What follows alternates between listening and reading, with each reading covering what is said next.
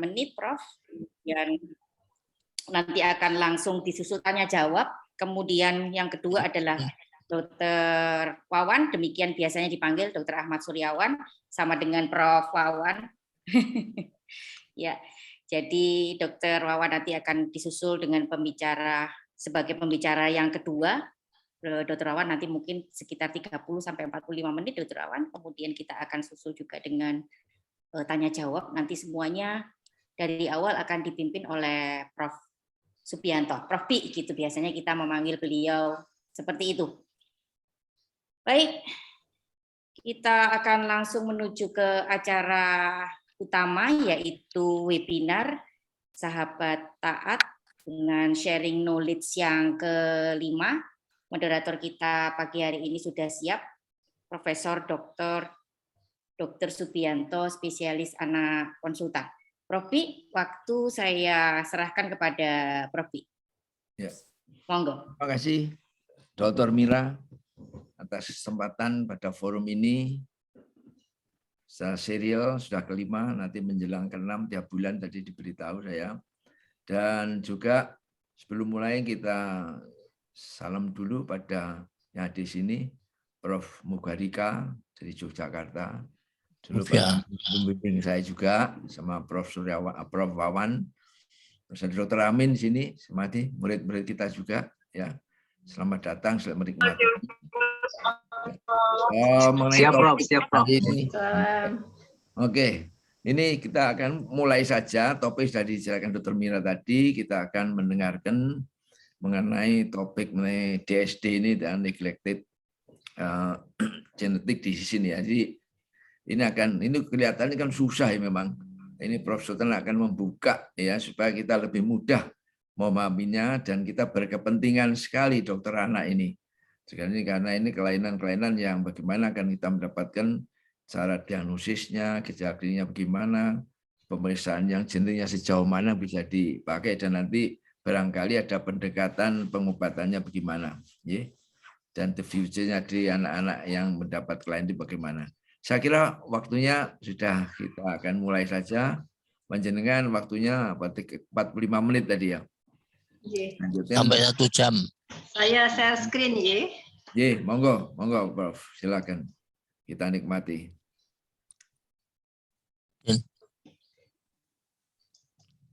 Matikan. Ampun ketinggalan ya. Sudah kelihatan, Prof? Sudah, tapi belum di share screen. Oh, sampun kok. Sampun saya mulai Assalamualaikum warahmatullahi wabarakatuh, Bapak Ibu. Waalaikumsalam. Teman sejawat semuanya. Pertama saya ucapkan terima kasih kepada Prof. Taat yang telah menggalang penggabungan dari segala ilmu menjadi satu sebagai sahabat taat. Matur nuwun saya ditimbali. Saya sebetulnya agak minder terus terang karena saya nggak banyak kenal ya, nuwun sewu, mungkin juga ilmunya tidak disukai karena ilmu-ilmu yang jelimet. Mungkin pilihan judul saya ini bisa ditangkap oleh semua bidang. Jadi saya kebetulan menjadi koordinator untuk tim penyesuaian kelamin Fakultas Kedokteran Unit Rumah Sakit Dr. Karyadi, sehingga membawai banyak sekali kasus-kasus yang masuk baik lewat Rumah Sakit Dr. Karyadi ataupun yang masuk lewat Rumah Sakit Nasional Diponegoro. Ya, DSD mungkin dulu masih disebut sebagai intersek atau hermaprodit ya, yang istilah ini dianggap suatu pelecehan ya yang kurang bisa diterima oleh pasien, sehingga sekarang diganti istilahnya menjadi DSD, kadang disebut sebagai disorder of sex development, kadang disebut sebagai disorder of sex differentiation. Jadi ada dua pendapat memang, tapi tetap singkatannya DSD. Di mana ini adalah merupakan kondisi kelainan kongenital yang bisa kita lihat secara kromosomal, gonadnya, dan juga secara anatomi dari seksnya yang sangat spesifik atipik ya. DSD dikelompokkan menjadi 3 kelompok sejak tahun 2006 tadi pada Chicago Consensus menjadi kromosomal DSD. Salah satu contoh dari kromosomal DSD adalah classical sex syndrome, mungkin banyak dikenal adalah Klinefelter. Ini pada gambar nomor 1 adalah contoh bayi dengan Klinefelter. Kemudian kelompok kedua adalah 46XY, adalah disorder testicular development atau androgen action disorders. Contohnya adalah androgen insensitivity syndrome, ini gambar yang tengah. Kemudian yang berikutnya adalah 46XXDSD, adalah disorder of ovarian development atau sintesisnya yang terganggu. Contoh yang paling banyak adalah congenital adrenal hyperplasia atau kadang-kadang disebut hiperplasia adrenal kongenital dalam bahasa Indonesia. Ini contoh kasusnya seperti ini. Nah, kalau kita lihat seorang ibu kemudian mempunyai anak, ya, maka pertanyaan pertama dari seorang ibu selalu akan tanya, anak saya normal tidak? Biasanya begitu. Nah, kemudian pertanyaan kedua, anak saya laki-laki atau perempuan? Nah, ini yang sangat umum di seluruh dunia, saya kira seorang ibu melahirkan anak pasti akan bertanya begitu kepada dokternya. Kemudian ketika dokter mengatakan bahwa anak ibu saya belum bisa menyampaikan laki-laki atau perempuan, maka pertanyaan berikutnya biasanya akan begini, apakah kapan lalu saya bisa mengetahui jenis kelamin anak saya?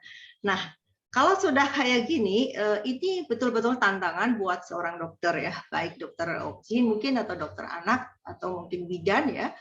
Apa yang harus dilakukan gitu. Nah, ini sering tidak ditanggapi dengan baik di Indonesia. Jadi ada yang menyampaikan lebih baik dipilih laki-laki aja yang gampang. Ada yang menyampaikan perempuan aja soalnya burunya nggak ada gitu. Jadi kadang-kadang masih menganggap gampang, ya. Nah, dalam menentukan jenis kelamin seseorang itu kan kepentingannya juga untuk nanti pengasuhan. Jadi tidak bisa kita dengan mudah menyampaikan. Minimal yang paling awal adalah pemeriksaan kromosom. Ya, jadi kromosom paling tidak untuk menentukan apakah dia XX atau XY. Saya berikan contoh ini hasil penelitian saya, ya. Pasien kadang merasa shock, ya, merasa tidak percaya, merasa bersalah, ya. Jadi ini salah satu pernyataan dari seorang ibu, ya. Setelah melahirkan bayinya, dia bertanya kepada suaminya, bagaimana dengan bayi kita? Apakah dia baik? Kemudian dia melihat suaminya ke wajahnya berubah, tidak menjawab tapi berubah. Ya, kemudian dia mengatakan bahwa jenis kelaminnya kok, alat kelaminnya kok tidak jelas. Nah, si ibu itu betul-betul sangat shock, ya, jadi sampai histeris gitu, ya. Kemudian yang berikutnya dari pernyataan ibu yang lain, ya. Pada awalnya saya sangat stres, ya. Saya nggak mau ketemu bayi saya nggak mau netai bayi saya sampai 3 bulan. Kemudian baru akhirnya saya bisa menerima kondisi itu. Ini pernyataan ekspresi ibu. Nah, bagaimana dengan pernyataan ekspresi ibu ketika datang ke dokter, ya? Ini untuk menunjukkan bagaimana dokter kita di Indonesia itu care-nya terhadap kelainan alat kelamin tadi, ya. Dia sangat kecewa ketika dia tanya kepada dokter, ternyata dokter menanyakan kembali, ibu mau milih laki atau perempuan? Ya, jadi pertanyaan ini sangat menyakitkan buat pasien, ya, karena saya tidak mau memilih, tapi saya ingin tahu anak saya laki-laki atau perempuan. Nah, yang berikutnya juga datang kepada dokter, tidak dijelaskan, tidak dicari tahu, tapi malah disampaikan hanya ibu perlu pemberian hormon. Ya, nah ini ada suatu pernyataan dari seorang pasien, pasiennya ada di sini. Nanti mungkin kalau ada waktu Bapak Ibu, dia bisa bicara. Yang saya sangat tertarik dengan tulisan dia yang terakhir yang berwarna biru. Ya, saya berharap tumbuh kesadaran di masyarakat dan lingkungan terhadap situasi yang teman-teman DC alami, serta berkurangnya angka keterlambatan penanganan medis dan pengalaman buruk yang saya alami selama ini tidak terulang kembali kepada saya maupun teman-teman. Ini karena adanya late identification, jadi diagnosis yang terlambat sehingga pasien sudah tumbuh dengan gender yang tidak jelas. Yang misalnya harusnya perempuan, dia gendernya menjadi laki-laki karena tidak ada kejelasan dan diagnosis yang tegak. Nah, ini hasil penelitian kami tahun 2004 sampai 2020, ya. ada 1.184 pasien ya. Jadi cukup banyak per tahunnya. Di sini menurun ketika laborat kami pindah dari Rumah Sakit Karyadi ke lingkungan kampus Undip. Kemudian di sini turun lagi karena adanya pandemi. Tapi kita bisa melihat betapa banyaknya pasien-pasien tersebut. Dan dari pasien yang masuk tadi, ya distribusinya untuk kromosomal DSD yang paling banyak memang Turner syndrome dengan varian-variannya, jadi ada yang mozaik, ada yang isokromosom dan sebagainya. Kemudian yang 46XJ DSD di sini unknown male undermasculinized ya, memang karena kami kelompokkan di situ karena belum tegak diagnosis secara molekuler. Jadi kami hanya bisa menyebut sebagai DSD saja. Nah, dari yang tegak diagnosis secara molekuler, kita temukan AAD itu 157, umumnya adalah androgen insensitivity syndrome. Ini tegak secara molekuler, ya. Jadi menunjukkan bahwa di Indonesia dari 46XJ-DSD terbanyak adalah androgen insensitivity syndrome. Kemudian yang berikutnya 46XX-DSD.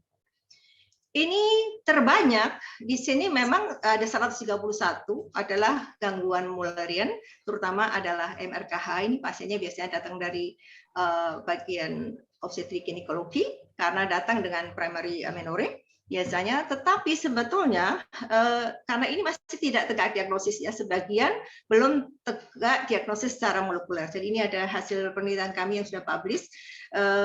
Belum semuanya dari 131 itu kita periksa ya, hanya ada 5 kasus yang kita ambil. Kemudian di sini yang CAH ada 116 itu tegak diagnosis, sudah secara molekuler hormonal sudah tegak ya.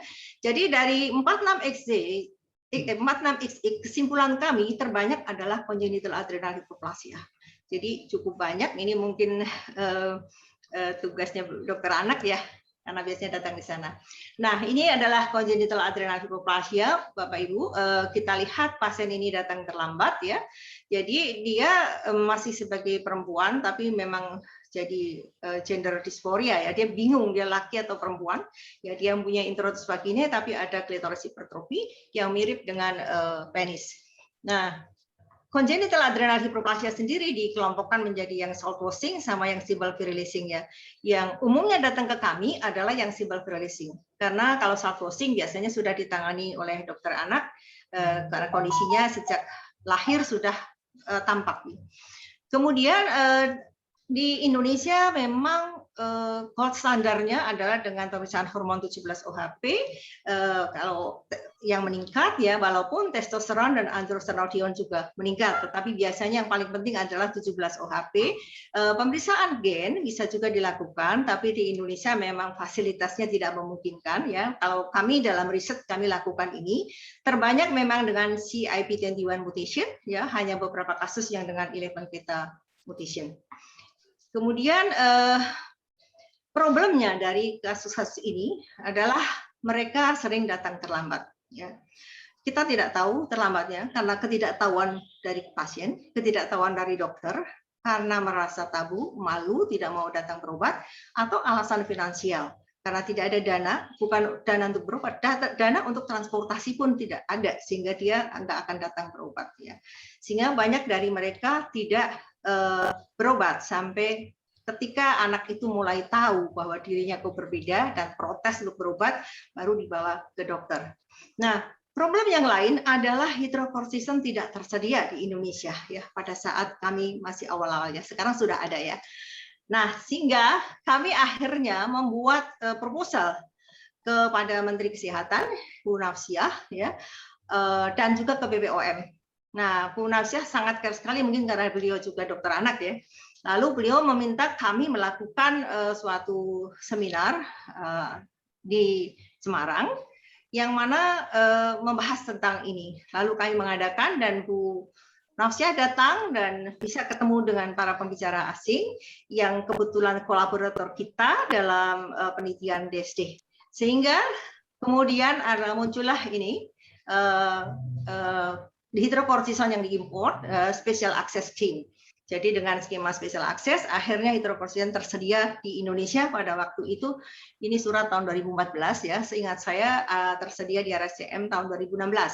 Nah, namun harganya cukup mahal. kami mencari di Singapura, Malaysia, Australia, dan Belanda kurang lebih Rp3.000. Ini 10.000. Ya. Jadi kemudian tahun 2018 Indofarma betul-betul memproduksi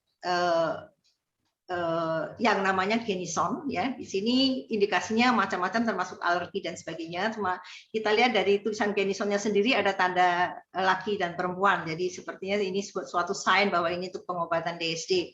Nah, saat itu saya dengan Profesor Gary Won, ya, ini kami datang ke BPOM. Kami menyampaikan bahwa pasien-pasien kami tidak bisa terobatin karena tidak tersedia di Indonesia dan terpaksa harus mencari dari luar negeri.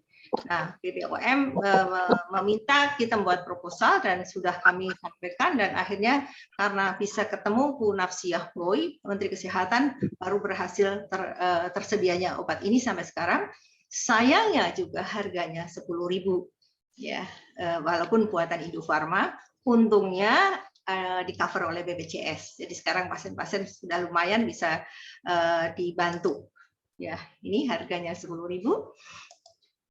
Nah, ini salah satu contoh dari pasien dengan congenital adrenal hyperplasia.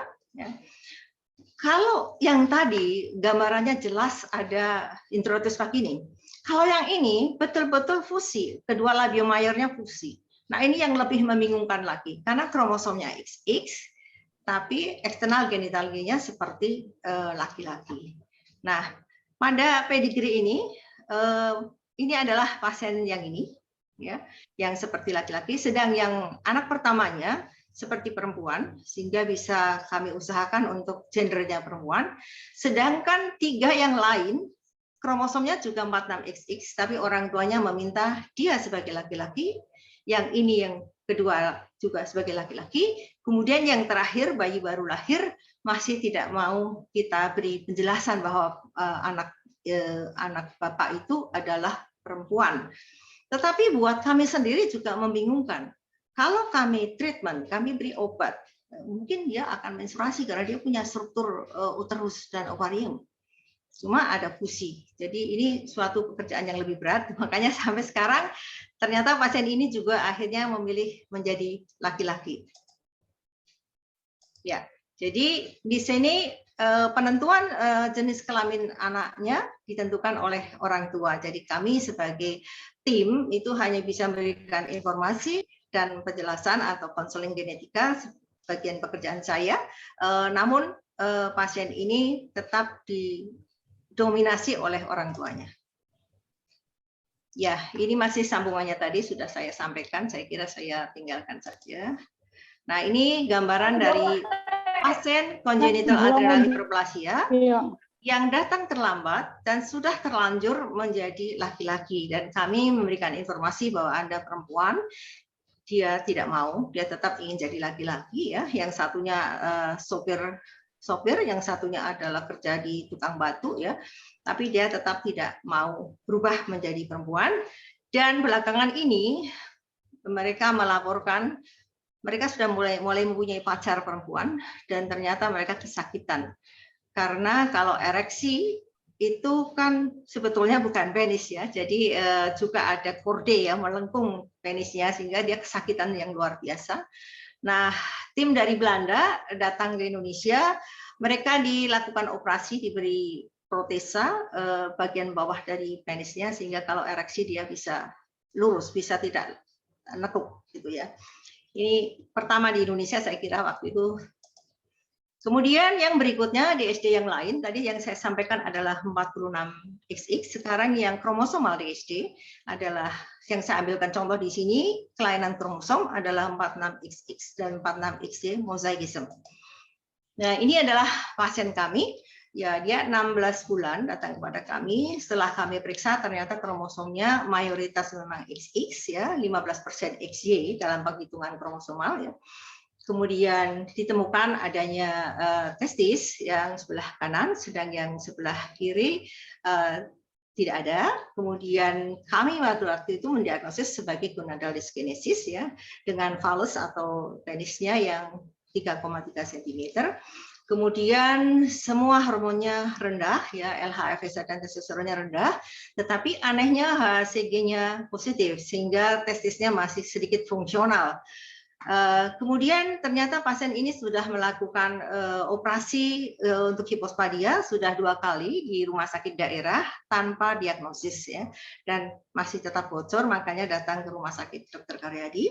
Kemudian orang tua tetap ingin anaknya sebagai laki-laki walaupun hasil kromosomnya seperti ini, karena eksternal genitalianya adalah laki-laki.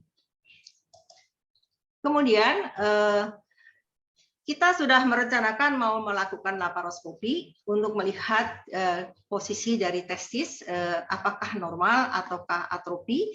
Karena kalau atrofi dan abdominal biasanya kami lakukan punadektomi, tapi pasien kemudian tidak kembali, tidak datang. Apa yang terjadi? 14 tahun kemudian pasien kembali kepada kami dengan menyampaikan bahwa dia mendapat menstruasi. Jadi dari hipospadianya itu keluar darah menstruasi, kemudian juga ada ginekomastia, ya. Tetapi pasien sudah besarkan saat itu tidak mau tidak menjadi laki-laki. Jadi ingin tetap menjadi laki-laki, sehingga planning kita adalah melakukan histerektomi dan excision dari kelenjar maminya, dan sudah dilakukan, ya. Dia sudah kembali. Saya kira sekarang sudah happy life, ya. Ya, jadi ini hanya untuk memberikan message kepada kita bahwa penderita DSD itu membutuhkan long life treatment, ya. Jadi monitoring yang terus-menerus, ya, dan juga konseling genetika tentang kondisi penyakitnya. Yang berikutnya kami mempunyai kasus yang menarik sekali. Ada 46 XZ DSD, tapi familial. Jadi penderitanya lebih dari 1, ya. Ini sudah kami publish, ya, ternyata NR5A1 mutation, ya. Nah, ini pedigrinya. Jadi pasien yang pertama datang kepada kami adalah 2 kakak beradik ini. Yang satu perempuan, yang kakaknya, yang adiknya laki-laki. Kemudian setelah kami periksa kromosomnya, ternyata dua-duanya XY. Kemudian ibunya bercerita bahwa adik laki-lakinya juga mengalami hal yang sama dengan DSD, sehingga kami berpendapat 3 ini laki-laki semua bahwa ini adalah X-linked. Kalau X-linked berarti androgen insensitivity syndrome. Jadi kita menduga ini adalah partial androgen insensitivity syndrome. Dan ternyata setelah diperiksa AR gene-nya dia tidak mutasi. Ya. Kemudian dari cerita ibunya, disinilah kepentingan pedigree, ya. Saya juga tidak sangka dengan membuat pedigree ini, akhirnya saya mendapatkan informasi yang lain. Ibunya tuh bilang, "Dok, saya sudah menopause. Adik saya juga. Ini sampai yang adik yang terkecil, umur 24 tahun, sudah menopause." Nah, buat kami menarik sekali, kenapa ini ada menopause yang dini pada perempuan-perempuan ini ada 4, ya. Kemudian dia menyatakan ibunya juga, neneknya juga. Nah, kami bekerja sama dengan Melbourne, dengan University of Melbourne, MCRI, untuk melakukan next generation sequencing. Akhirnya ketemulah bahwa dia ada mutasi di NR5A1, ya, yang mana lokasinya di kromosom 9. Dengan demikian, kasus ini tidak X-linked, tetapi autosomal dominan. Ini yang menarik. Jadi kita melihat pedigree saja, kita menganggap bahwa ini X-linked. Ternyata setelah kita temukan mutasinya, ternyata pasien ini adalah autosomal dominan, di mana manifestasinya pada perempuan adalah menopause dini, dan pada laki-laki ambiguous genitalia atau DSD. Ya, ini gambaran dari sequencingnya, ya.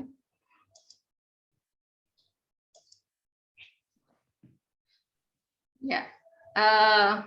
Ya, ini sudah saya sampaikan tadi, ya. Jadi ternyata dia bukan X-linked tapi autosomal dominan.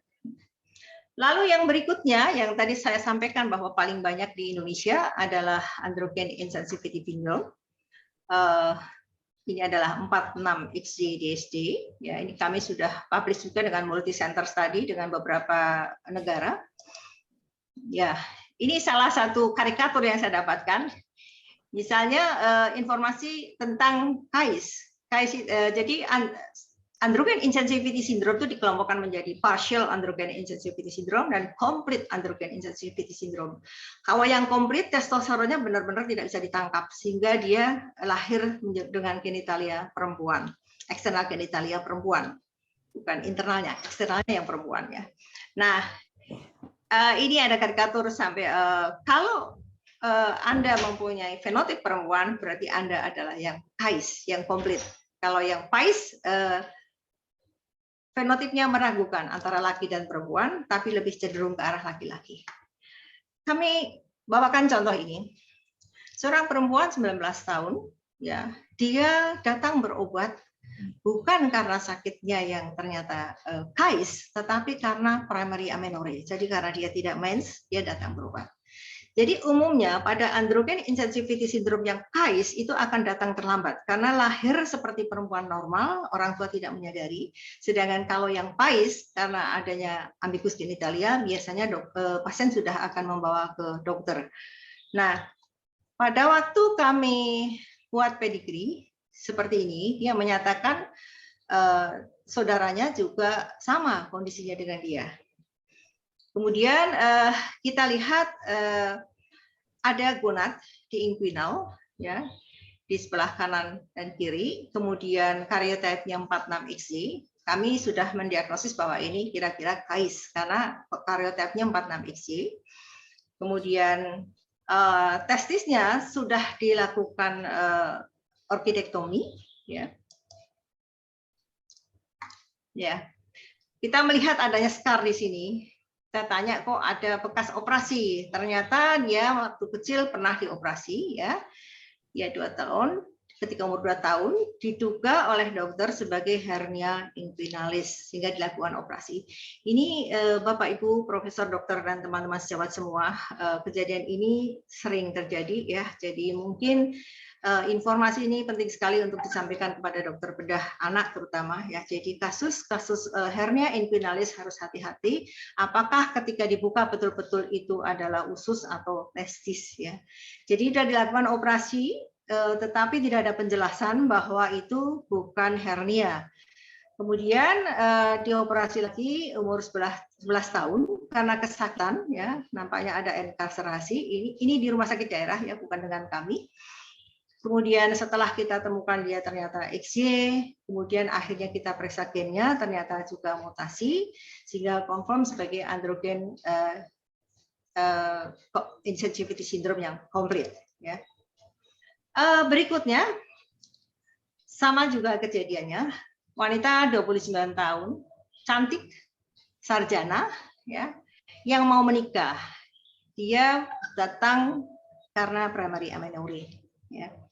Kemudian ketika kami lihat ternyata biasanya dikirim ke tempat kami untuk pemeriksaan kromosom ya. Kemudian kita selalu melakukan physical examination juga karena untuk menentukan sindrom. Dalam genetika untuk menentukan sindrom kita harus memeriksa dismorfologinya. Lalu kami tanya, kenapa kok ada bekas luka di sini? Terus dia bilang ketika umur 8 tahun dia ada hernia dan dilakukan operasi, tetapi tidak ada penjelasan apapun dari dokter dan tidak dilakukan pemeriksaan patologi. Jadi apakah itu dibiopsi atau diambil atau tidak saya tidak tahu, atau cuma ditarik ya, karena pasien tidak bisa menceritakan.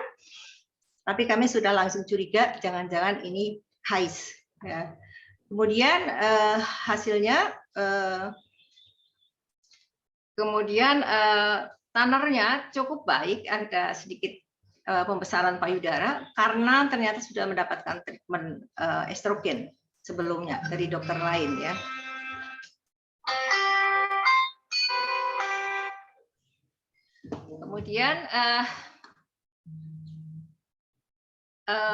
Kemudian dia merasakan sakit pada umur 28 tahun ya. Dia sudah bekerja di sebuah bank pemerintah, sedang senam pagi, tiba-tiba kesakitan luar biasa.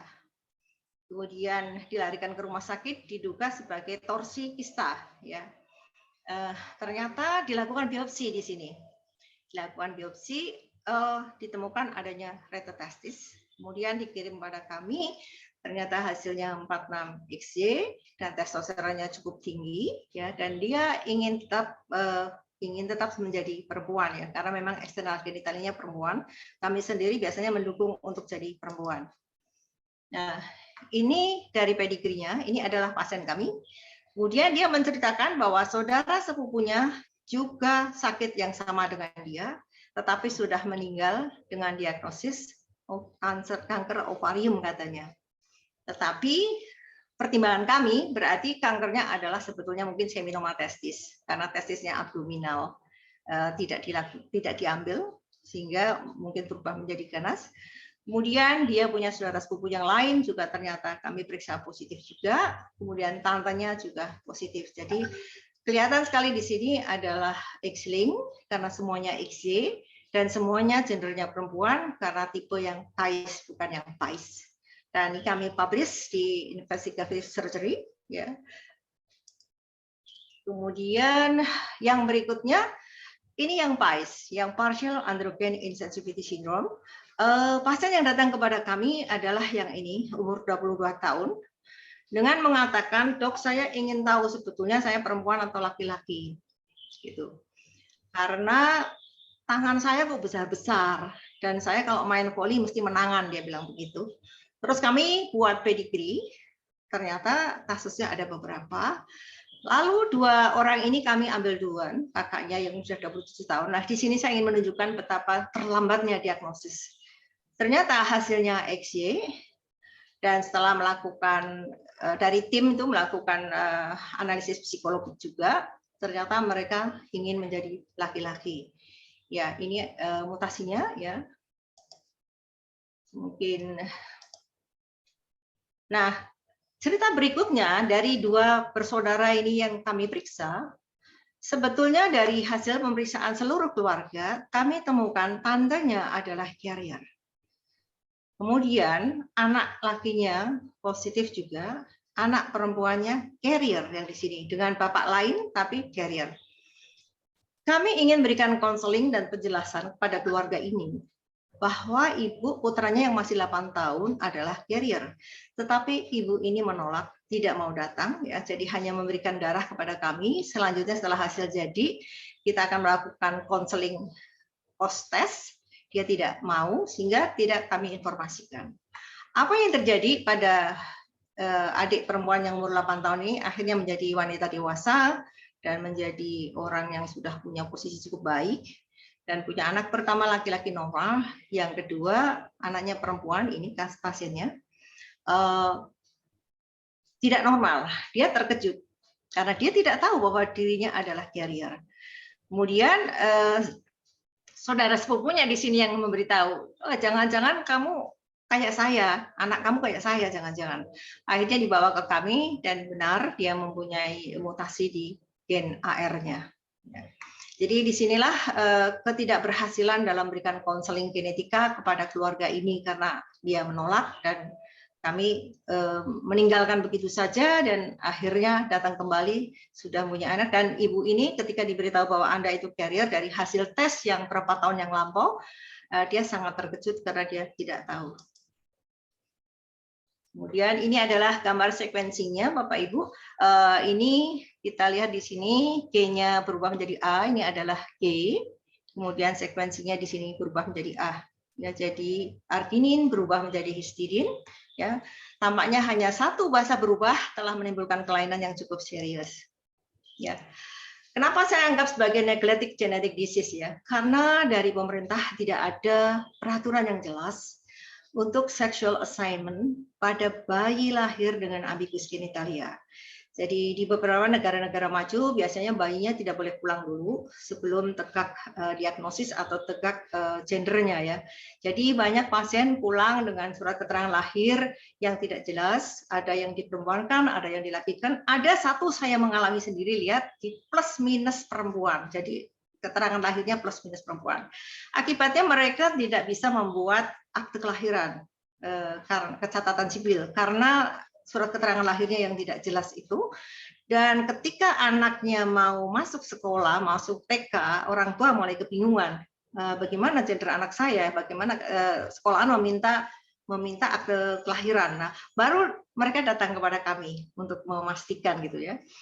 Jadi dari sini kita lihat bahwa analisa sitogenetik adalah merupakan yang pertama harus dilakukan pada kasus-kasus dengan disorder of sex development. Ya, cuma sayangnya hanya tersedia di beberapa center di Pulau Jawa, di luar Jawa belum ada. Ya, jadi ini mungkin yang padahal tidak membutuhkan alat yang mutakhir sebetulnya ya.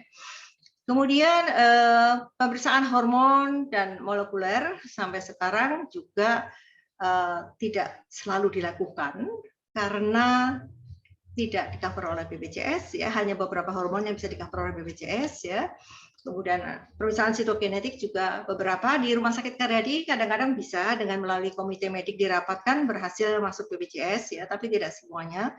Sehingga permasalahannya masalah availability dan affordable. Apakah ini terjangkau oleh pasien karena ongkosnya mahal, hormon mahal, sitogenetik juga mahal, kemudian ketersediaannya juga.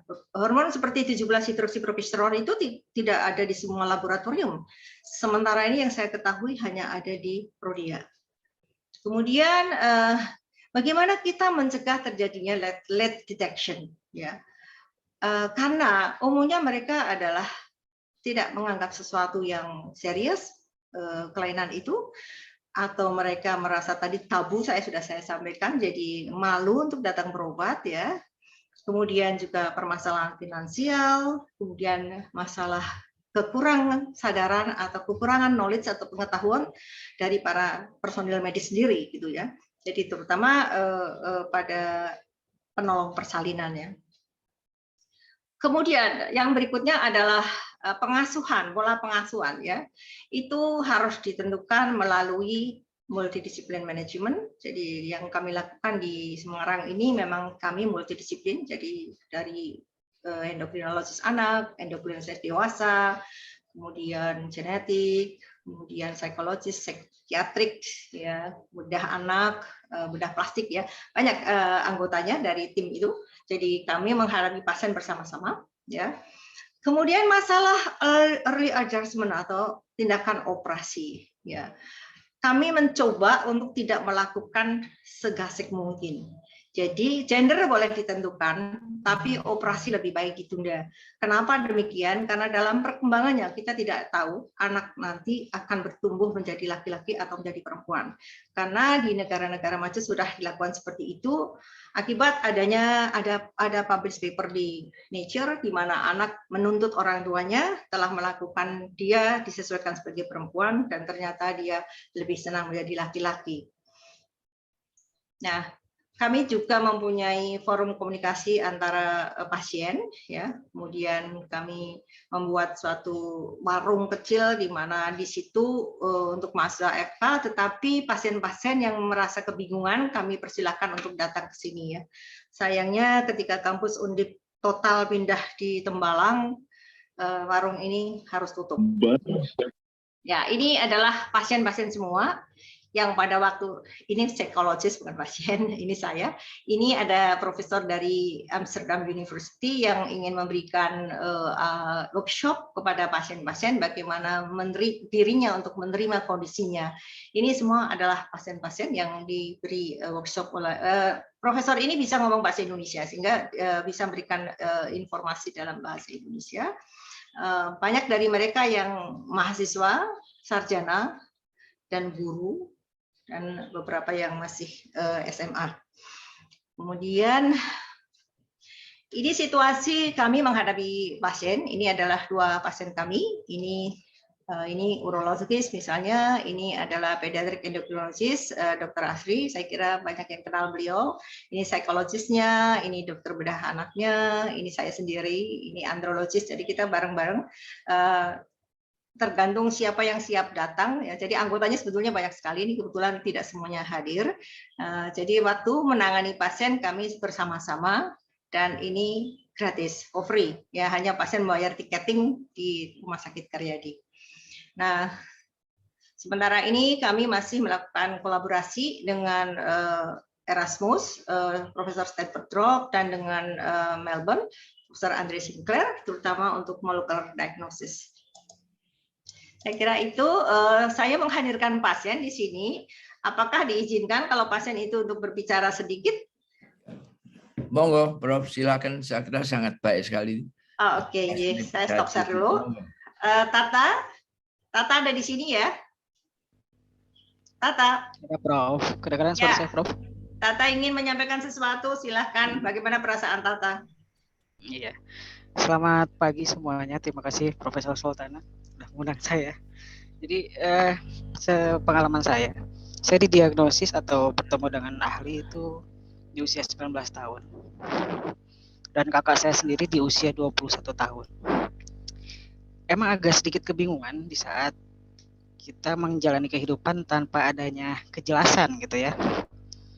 Saya memang pernah dibawa ke rumah sakit, tapi dokter itu tidak pernah memberi diagnosis, tapi dia hanya langsung menyarankan memberi obat ke saya dan kakak saya saat itu.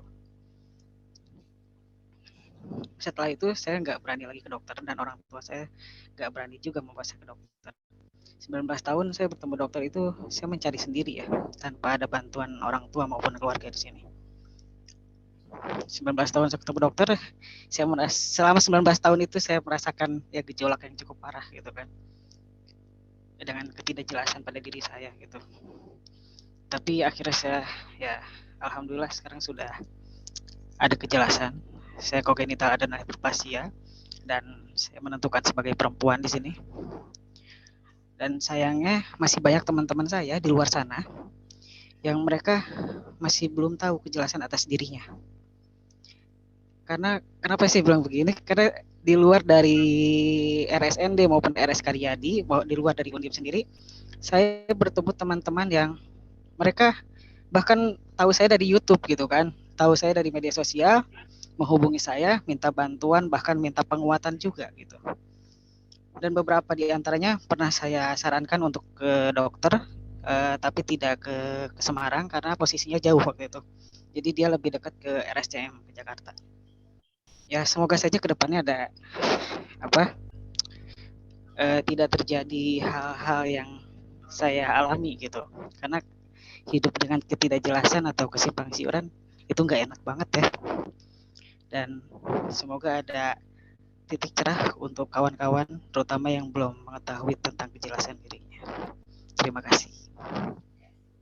Jadi Tata itu menderita congenital adrenal hyperplasia karena keterlambatan diagnosis. Jadi dia sudah kena pengaruh exposure androgen. Dia ada short stature ya. Kemudian juga ada sedikit maskulinisasi. Makanya dia bingung dia laki atau perempuan itu. Yes. Terima kasih. Saya kira itu Tata ya. Masih ada yang mau disampaikan? Iya, satu lagi aja mungkin ketersediaan obat ya. Karena saya kesulitan mendapatkan injeksi Solcort ya. Ya, hidrokortisonnya belum ada sampai sekarang. Kami juga masih dapat bantuan dari Belanda. Ya memang tidak ada. Kalau pas kami habis ya nggak bisa membantu ya Tata ya. Ya kalau hidrokortison sudah ada ya. Tapi Tata sekarang minum prednison kan? Alhamdulillah masih sampai sekarang. Ya. Saya serahkan kembali kepada moderator. Ya. Monggo.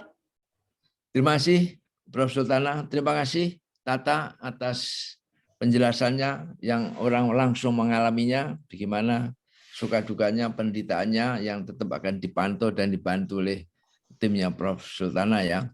Nah sekarang saya kira hal yang sangat menarik sekali, memahami ini ya tidak mudah, tapi dengan penjelasan Prof. Sultana tadi mungkin akan bisa banyak pertanyaan ya. Dan mengenai hospital ini yang saya pahami bahwa diagnosis harus tepat. Ya, rentetan pemeriksaan yang ada dengan ya kliniknya, laboratorisnya, dengan hormonal, dengan genetiknya, bahkan sampai NGS ya. Itu fase yang ditawarkan atau mungkin NGS di sini sudah ada apa belum penjelasan nanti. Saya akan buka untuk diskusi ya. Sebenarnya selamat datang Bos Istiati, ikut menikmati teman saya lama DMK. Terima kasih, tertarik sekali saya. Boleh nggak saya tanya nih pertama nih, Prof. Silakan. Prof. Sultana, saya tuh terus terang sekarang saya tuh tertarik sekali dengan masalah transgender karena banyak sekali informasi di media massa ya. Jadi yang saya pertanyakan tadi kan sebetulnya sudah dapat dideteksi sejak masih bayi. Apakah tidak ada dari dokter misalnya kolaborasi dengan dokter anak kalau misalnya terdapat kejadian seperti ini boleh ditangani sejak awal masih anak? Apakah kalau nanti sudah seperti tadi kan ada sudah terlanjur diangkat ternyata dia kromosomnya XY misalnya. Nah, misalnya itu sejak bayi kalau memang sudah diragukan, harapannya kan orang tua sudah bisa minta tolong kepada dokter spesialisnya untuk lebih mengarahkan anaknya mau dibawa kemana supaya nanti tidak terjadi pada sharing pasien tadi setelah dia dewasa baru dia sadar bahwa dia tuh bukan laki bukan perempuan. Ya, saya juga banyak melihat dari YouTube itu kejadian-kejadian seperti itu. Kemudian saat masih kecil, misalnya ada seorang artis ya, waktu kecil dia artis kecil laki yang sangat ganteng.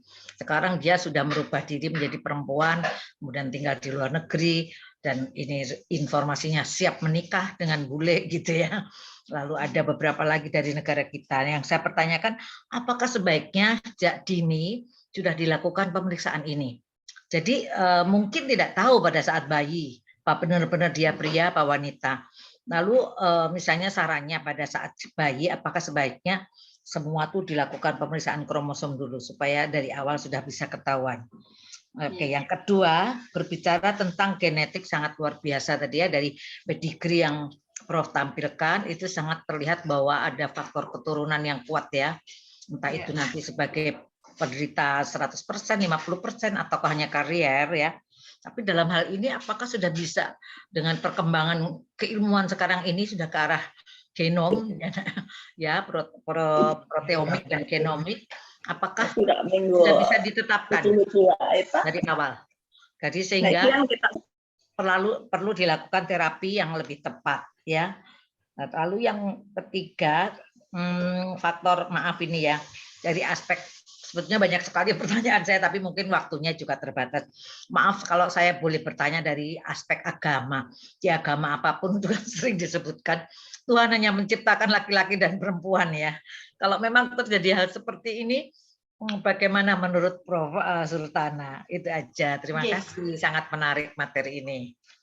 Saya jawab langsung, Prof. Iya, monggo silakan. Moderator monggo. Banyak. Iya. Masalah diagnosis dini. Ini sebetulnya tugas dari dokter anak untuk membuat proposal ke pemerintah bahwa harus ada regulasi yang harus dijalani untuk semua bayi baru lahir dengan ambigus genitalia mestinya dilakukan penentuan gendernya dulu yang paling awal tentunya dengan kromosom. Nah, tapi bukan transgender sih ya, Prof. Transgender itu banci ya. Jadi transgender itu problemnya di psikologik ya. Kalau ini betul-betul sakit, kami nggak menangani transgender. Kami menangani DSD, disorder of sex development itu betul-betul orang sakit. Beda kalau ya, ada beda. Kalau ada transgender kami kirim ke Surabaya karena Surabaya masih maksudnya melakukan. Gini loh, kan ada dia tidak sadar bahwa dia akan bertumbuh menjadi pria atau wanita. Kemudian di saat dia udah dewasa, baru dia mau menentukan aku mau ke laki-laki aja ke pria. Itu bukannya itu kan termasuk transgender ya? Kalau eksternal genitalianya normal berarti transgender. Iya. Iya, jadi kalau ini pasiennya mesti dengan ambigus genitalia kan? Kasusnya gitu ya. Nah, cuma tadi yang Kais memang spesial ya. Dia datangnya kan mesti sudah dewasa karena primary amenorrhea. Jadi dia sebetulnya datangnya ke dokter Robsin karena nggak mens. Bukan karena alat kelamin yang tidak normal, dia nggak tahu. Nah, ketika dikirim ke kami, kromosomnya XY lah, baru kita berpikir ini pasti ada hal lain yang harus ditegakkan, misalnya dengan pemeriksaan gen tadi. Padahal secara klinis dia wanita. Wanita, iya. Suaranya juga wanita, psikologiknya juga wanita. Tetapi sharing pasien tadi kan namanya wanita, tapi suaranya laki-laki, Prof ya? Iya, ada juga. Pada CAH juga bisa begitu. Kasus CAH kita yang terlambat itu kan karena eksposur androgen, suaranya sudah suara laki-laki. Ya, jadi kebetulan Tata tidak begitu ya. Tapi ada yang beberapa kasus kami yang sudah suaranya sudah berubah jadi laki-laki, bahkan keluar jakunnya, Bu. Keluar jakunnya. Ya. Jadi kalau screening tadi, Bu, di negara-negara maju ya, itu kan newborn screening sudah termasuk CAH sebetulnya kan. Ada PKU, CAH, hypothyroidism, biasanya galaktosemia itu in one go kan. Dan sekarang katanya screening begitu itu karena massal murah sekali, cuma $2. Saya ditawarin dari Australia untuk ikut itu. Tapi saya bukan dokter anak, sulit untuk mendapatkan sampel. Selain itu, mereka itu sebetulnya ingin mendapatkan data Indonesia. Jadi menawarin gratis karena ingin mendapatkan data Indonesia. Jadi ya kita harus hati-hati ya. Faktor ras berpengaruh nggak, Prof? Dalam? Faktor ras berpengaruh apa? Ras, iya, mutasinya beda. Jadi dari hasil penelitian kami yang congenital adrenal hyperplasia, Indonesia dengan Belanda beda. Yang di kami tidak salt wasting, di sana salt wasting misalnya. Jadi beda. Jadi ada pengaruh ras ya. Fenotipnya beda, ya ada pengaruh ras. Tapi tetap mutasinya di gen yang sama, cuma lokasinya beda. Ya, gennya sama, misalnya exonnya beda. Ya, tetapi ada gen yang sama. Di CIP21 itu sama, cuma exonnya yang beda. Ya, jadi kayaknya harus ada screening newborn screening yang lebih ya mungkin CAH masuk ya. Itu maksud saya tidak dari awal ketahuan nih laki apapun, tapi dites sejak awal itu kan lebih baik ya. Iya, iya. Lebih. Makanya kalau yang tipe salt wasting kan sudah tertangkap oleh dokter anak biasanya karena kelihatan sekali sudah ada dehidrasi dan sebagainya. Sedangkan kalau yang Prof Bianto ini yang dengan virilisasi biasanya terus dianggap nanti kapan-kapan bayinya ya sehat aja gitu lah. Faktor biaya juga saya kira sangat berperan. Betul. Hormonnya mahal sekali, Prof. Kalau nggak salah 1 jutaan tuh untuk 17 hidroksiprogesteron. Kalau ditambah testosteron tambah lagi 500.000. Sudah 1,5 kalau nggak ada uang ya. Dan 17 OHP nggak berlaku. Ya, BPJS 17 OHP enggak. Testosteron masih bisa. Iya. Yeah. Kemudian pertanyaan berikutnya masalah genom tadi ya. Kami kerjasama dengan Melbourne karena mereka melakukan NGS dengan panel gene. Jadi ada 64 gen penyebab DSD yang dilakukan in one go. Sehingga akan ketemu. Ya, akan ketemu mutasinya di mana. Nah, setelah nanti ditemukan baru kita lakukan Sanger sequencing sehingga kita tahu persis kelainan bahasanya di mana. Itu yang kalau misalnya pemberian obat tadi yang untuk apakah harus restoteron itu harus sejak kecil sampai terus menerus apa ada batasan tertentu, apa dia harus mengkonsumsi terus? Kalau CAH iya. Kalau CAH memang harus terus menerus, makanya saya membuat proposal diantar sama profesor dari Australia. Saya menghadap ke BPOM sendiri loh, Prof. Ya ke sana, terus sana bilang ya Ibu menggandeng perusahaan obat aja gitu lah. Terus akhirnya saya ketemu Ibu Menteri nggak sengaja, saya cerita, Ibu Menteri langsung selenggarakan acara di Semarang, saya akan datang, saya akan bicara gitu loh. Jadi ada faktor ketergantungan ya, Prof ya. Ya, kalau hidrokortison diketahui sejak bayi dia mengidap ini sepanjang hidupnya dia harus mengkonsumsi itu. Ya, kalau dia minum hidrokortison terus tidak terjadi klitoris hipertrofi. Ya, biasanya klitoris hipertrofi tidak dilakukan reseksi dulu kan, dibiarkan dulu karena di situ kan ada pusat syaraf ya, tidak dilakukan. Pediatrik urologis nggak akan melakukan dulu. Dengan hidrokortison itu akan mengecil. Atau post op langsung dengan hidrokortison nggak membesar lagi. Jadi hidrokortison sepanjang masa sama fludrokortison itu kalau kondisi-kondisi gawat ya, yang tidak ada di Indonesia. Nah itu yang tadi diceritakan oleh mungkin Pak Prof Yanto lebih tahu ya, diceritakan oleh Tata pasien kita itu kan juga mengatakan begitu. Jadi lalu yang terakhir maaf tadi saya menyinggung soal agama, ini gimana ya, menurut Prof? Bagus Bu, ini soal agama begini Bu. Kami pernah punya pasien dengan tampilan seperti laki-laki tetapi dia berhijab ya. Kalau dia sholat di musola atau di masjid masuk ke kelompok perempuan diusir, masuk kelompok laki diusir. Nah dia datang kepada kami terus. Saya sebetulnya laki apa perempuan kok saya diusir terus gitu, nggak laki nggak perempuan. Nah ada mahasiswa kami dari Surabaya, dari UIN Surabaya ya, Sunan Ampel. Saya kebetulan ikut jadi pembimbing. Dia meninjau dari sisi agama, bimbingannya Prof Budi Santoso juga. Ya, ternyata ada hadisnya bahwa menilai seseorang laki atau perempuan dari cara mereka kencing. Kalau kencingnya melalui alat kelamin laki-laki, berarti dia laki-laki. Kalau kencingnya melalui alat kelamin perempuan, adalah perempuan. Tapi yang terjadi, dia memodernisasikan si mahasiswa ini, jadi menggabungkan antara agama dan medis. Kalau dia severe hipospadia, kan tampaknya seperti introitus vaginae. dan kebetulan micropenis. Nah, lalu dianggap sebagai perempuan, padahal dia laki-laki. Kalau kita raba, misalnya ada testisnya di inguinal. Nah, ini dia bahas bahwa tetap harus menggunakan medis. Jadi tidak bisa menggunakan agama saja. Jadi misalnya, maaf dia ya, ada satu contoh nih, Prof, yang terjadi dengan seorang atlet kita, Aprilia Mangana ya, yang sudah berubah kelamin menjadi pria. Ya, dia pais itu, Prof.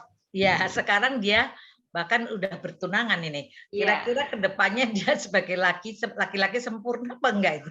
Tidak, dia PAIS, partial androgen insensitivity syndrome. Jadi dia punya hipospadia, mikropenis, testisnya biasanya agak normal dan testosteronnya normal kalau kita periksa. Tetapi dia karena reseptornya yang enggak jalan, sehingga testosteron ada tidak bisa ditangkap oleh tubuhnya. Jadi enggak bisa punya keturunan ya? Enggak bisa. Ereksi pun sulit. Nah, terus bagaimana ya kepuasannya dengan si istri tadi? Ya, mungkin saling pengertian aja. Banyak pasien gitu kami ya. yang menikah, Prof. Banyak yang menikah, enggak masalah kok. Ya, dia ada ginekomastia juga kan, Prof. Kalau PAIS itu ada ginekomastia. Nah, biasanya kalau di tim kami langsung kita reseksi kelenjar maminya sehingga dia kembali seperti laki-laki. Kemudian hipospadianya diusahakan untuk ditutup kalau bisa ya. Sering-sering sulit, sering-sering bocor karena hipospadianya severe, sangat lebar biasanya. Memang sangat kompleks ya, Prof ya. Sangat menarik sekali nih. Terima kasih Prof Sultana, terima kasih Prof Bianto. Prof Sultana sih ngikut nimbrung sekali boleh ya. Jadi saya yang urgensinya mungkin mau ditambahi sama Prof Bianto tadi soal anak baby tadi. Prof Bianto bikin proposal ke pemerintah. Kayaknya teman-teman dari tubuh kembang ini yang penting ini ya. Oke. Yang hidrokortison kan setelah saya membuat proposal kan akhirnya kan kerjasamanya Indofarma dengan IDAI. Iya. Ya, walaupun saya bikin proposalnya loh, Prof. Iya. Itu penting untuk nolong ke semuanya ya. Jadi yang urgensinya, Prof ya, apakah jadi untuk ini kan supaya menghilangkan keterlambatan seperti di luar negeri sejak awal ada keraguan-keraguan di eksplor sampai ketemu betul berarti pasien apa. Jadi tidak ada problem-problem yang berjalan begini terus yang tidak akan pernah selesai dan kasihan yang menderita, ada statement yang juga menderita. Jadi bagaimana upaya-upaya daripada timnya Prof Sultana ini untuk tetap memberi keyakinan bahwa ini kalau ada tohnya tidak terlalu banyak, yaitu Prof kejadian kan 1 dari 4.500 seperti berapa itu? Dia harus dari center kan banyak menemukan itu. Nah, itu gimana itu kan Pak? Apa sudah dikalkul biayanya itu sebenarnya berapa untuk pemeriksaan sampai yang luar biasa hebatnya, mulai dari yang sederhana sampai yang NGS. Ya, NGS di Indonesia belum semuanya punya, operasionalnya juga mahal. Tapi kalau itu hal yang bisa dipakai untuk NGS, pemakaian yang lain juga. Nah, ini gimana Prof? Jadi ini saya kira pertanyaan Dokter Prof Istiadi menarik sekali. Terlalu banyak ya. Terima kasih semuanya Prof Bianto, Prof Sultana. Sami-sami.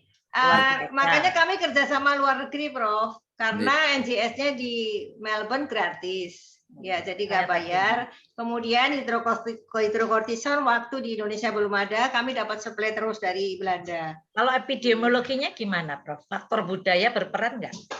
Budaya mungkin masalah tabu tadi ya, karena dia masalah budaya kan malu ya, karena mereka yang alat kelaminnya ada hipospadia itu kan mesti pipisnya jongkok, nggak berdiri. Nah kan kalau dia laki-laki pipisnya jongkok kan malu dia, jadi bingung kalau mau masuk ke toilet umum dia nggak berani juga ya kalau mau melakukan penelitian epidemiologinya, karena pasti banyak lebih tertutupnya orangnya. Ya betul ya. Baik, terima kasih. Menarik sekali. Ini saya kira baik Prof Sultana mempersiapkan semuanya sehingga kita jadi kelengkapan untuk diagnostik, kepastian diagnostis akan sangat penting lagi. Pemeriksaan untuk diagnostis dan terapinya akan lebih pas betul. Satu hal yang boleh kalau saya tanyakan Prof Sultana, sekarang dunia sudah ini penemuan yang baru di bidang genetik ya, genetic engineering. Kalau sekarang saya luncurkan yang makin berkembang terus, awal dibentukkan CRISPR-Cas9 itu untuk memberi delesi dan deinsersikan yang jadi normal, yang tidak normal. Ada NGS ya sudah tahu bahwa kerungsinya kliennya di mana, kemudian dipotong, diberi sisi boleh genetik yang normal. gimana pemikiran ini kan nih dibilang semua penyakit yang genetik akhirnya bisa diupayakan hanya sekarang belum dipakai secara rutin, penelitian sudah cukup banyak, tapi rutin di rumah sakit yang ini belum dipakai ya. Ini gimana Prof? Ini akan sangat saya tidak tahu untuk di bidang DSD. Saya kira mungkin belum sampai ke sana karena kan orang penderita DSD itu kan tidak serius sakitnya, dalam arti dia tetap hidup normal ya. Kita biasanya membantukan terutama untuk meningkatkan quality of life saja kan. Sebetulnya dia kan tidak sakit yang mengganggu kehidupannya. Jadi untuk sampai lari ke CRISPR segala, saya kira belum masanya. Lebih baik ngobatin orang yang betul-betul nyawanya terancam karena kelainan genetik. Biasanya penelitian untuk melakukan genome editing ya, itu untuk penyakit-penyakit yang lebih serius. Ya, rata-rata tidak serius, Prof. Kalau yang DSD ini kan, makanya di Indonesia masih diignore karena mungkin toh dia tetap bisa hidup biasa gitu loh. Ya, kalau sehat jelas dengan obat ya. Hidupnya dan bisa menerima. Iya, makanya tadi hanya quality of life ya. Kalau sehat memang harus minum obat terus. Kalau kayak Pais tidak perlu minum obat, tidak masalah. Ya, dia hanya disesuaikan saja. Ini menarik sekali diskusinya. Masih ada sisa waktu di Termira. Ada pertanyaan dari peserta yang lain. Ini di sini ada 44 partisipan. Ini barangkali ada yang lain. Ini komprehensif sekali pertanyaan Prof. Istiati. Masih boleh 1-2 pertanyaannya. Karena kita mulai jam 8. Resign saja, tidak usah nulis ya. Resign saja lebih hidup. Kami persilahkan teman-teman yang partisipan dalam seminar ini, webinar ini. Monggo, silakan. Karena kita tadi mulai agak lambat 15 menit dari jam 8, jadi jam 9.15 masih ada mungkin 1-2 pertanyaan. Selamat pagi Prof. Istiati, terima kasih tadi pertanyaannya. Monggo silakan, kami tunggu 1-2 pertanyaan.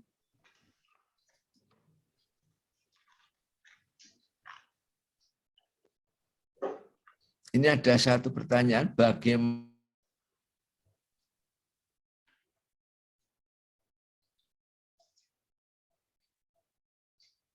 Bagaimana perkembangan terapi gen untuk congenital adrenal hyperplasia? Tadi sebetulnya sudah terjawab ya, Prof.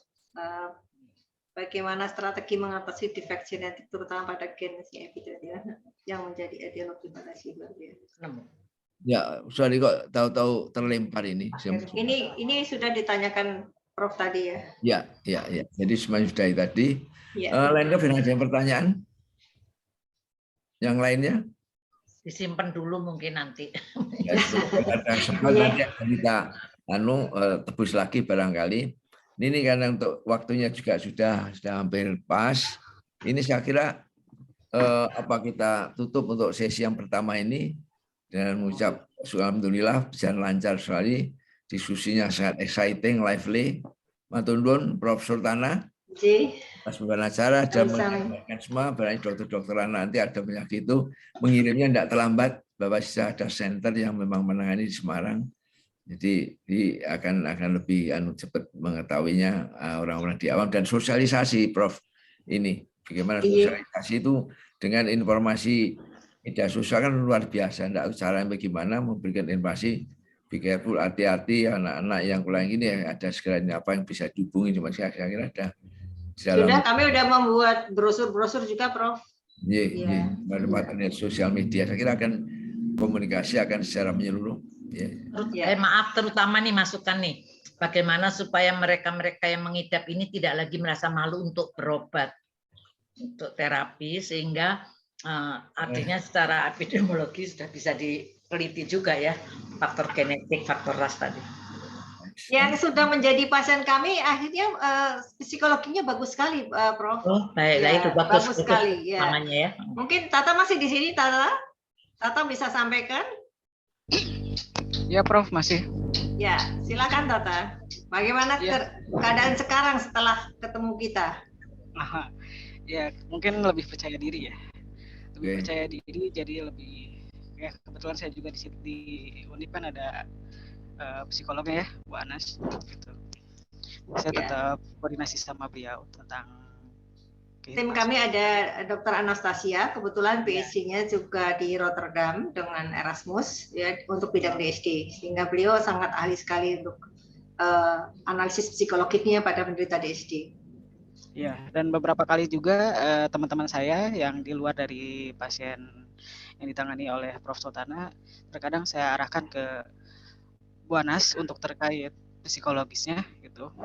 Dan jujur aja banyak kawan-kawan yang belum tahu kejelasan tentang dirinya dan hampir sekitar 5 orang lah mereka menyatakan ingin bunuh diri karena merasa sendiri gitu dan merasa aneh dengan dirinya sendiri gitu.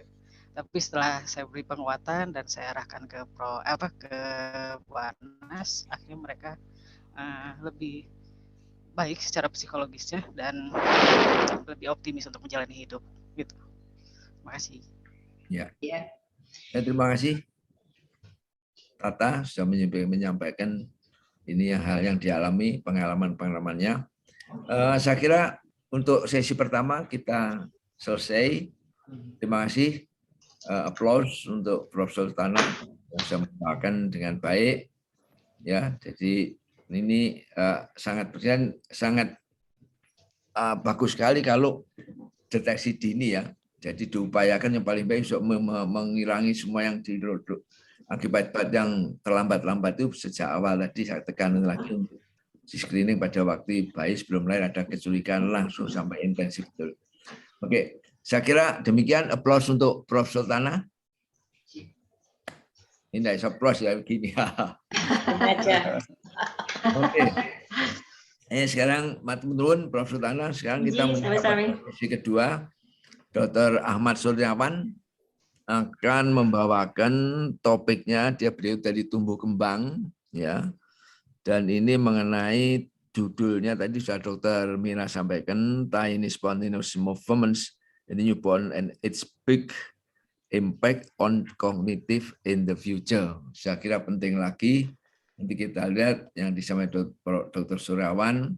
Jadi bagaimana kita bisa menilai dini sehingga orang awam atau ibu-ibu atau mungkin bahkan yang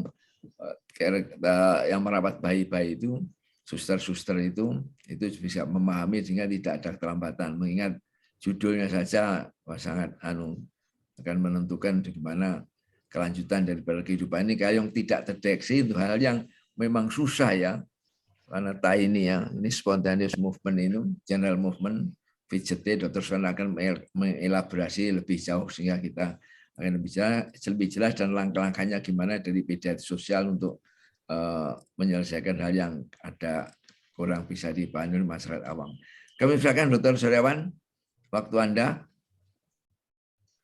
Matur nuwun sangat Prof. Terima kasih Prof. Bianto. Sangat-sangat excited ya kita mendengarkan Prof. Sultana. Jadi kami ingat kelompok studi tumbuh kembang Prof. selalu menangani kasus-kasus DAH, DSD ini dengan teman-teman endokrin dan selalu melibatkan multidisipliner ya kalau di Rumah Sakit Dr. Stomo. Jadi saat ini di sini juga ada murid-murid kami yang di bidang endokrin Prof. Jadi sangat tertarik tentunya, beruntung sekali ada Prof. Sultana di sini. Bismillahirrahmanirrahim. Saya Ahmad Suryawan, saya biasanya dipanggil Wawan. Saya ahli tumbuh kembang anak dari Rumah Sakit Dr. Stomo. Sangat merasa terhormat sekali diundang oleh forum ini. Saya tahu benar bicara di forum sahabat taat ini bukan antara pembicara dengan speaker, tetapi dari ahli yang didengarkan oleh ahli. Jadi ya satu hal yang khusus sekali ya gitu. Saya mohon izin pada Bu Halida, Dr. Halida, mohon maaf Bu Halida kalau untuk sementara recordingnya saya pause karena saya punya satu janji sama guru saya.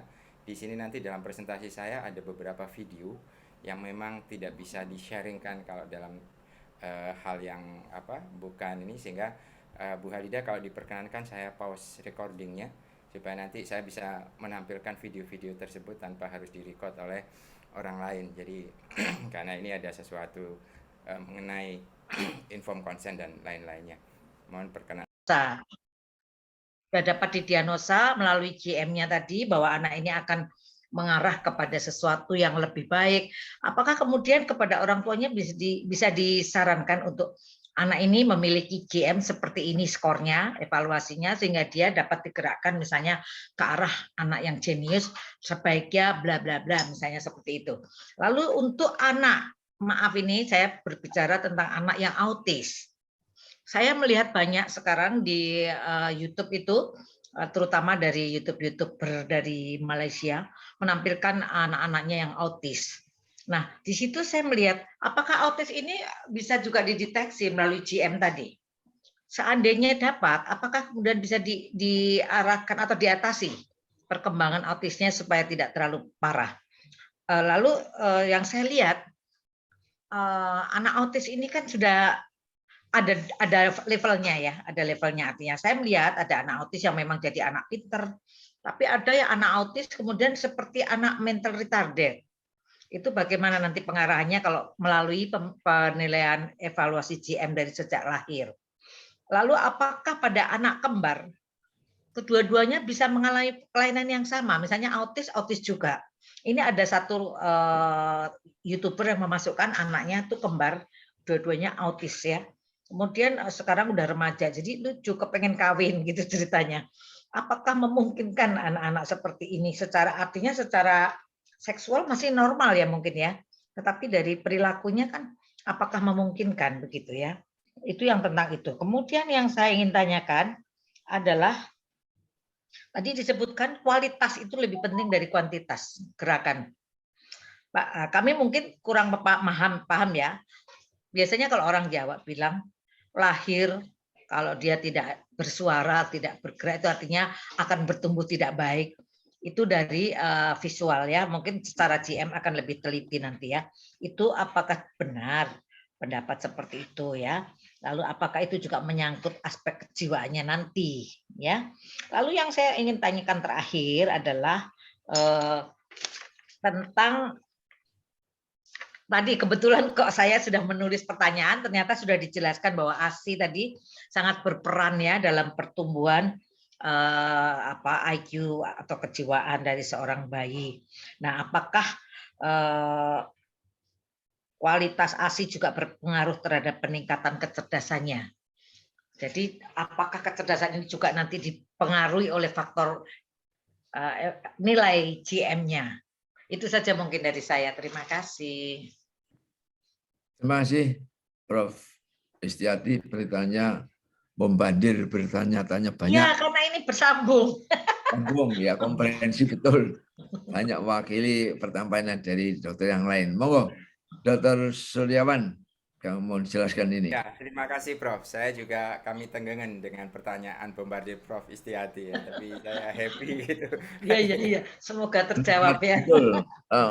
Saya jawab secara retro, ingat saya karena saya tidak menulisnya. Mohon bisa di-remind Prof. Istiati kalau ada yang terlompati. Yang pertama kualitas dan kuantitas. Yang paling mudah dipahami begini Prof.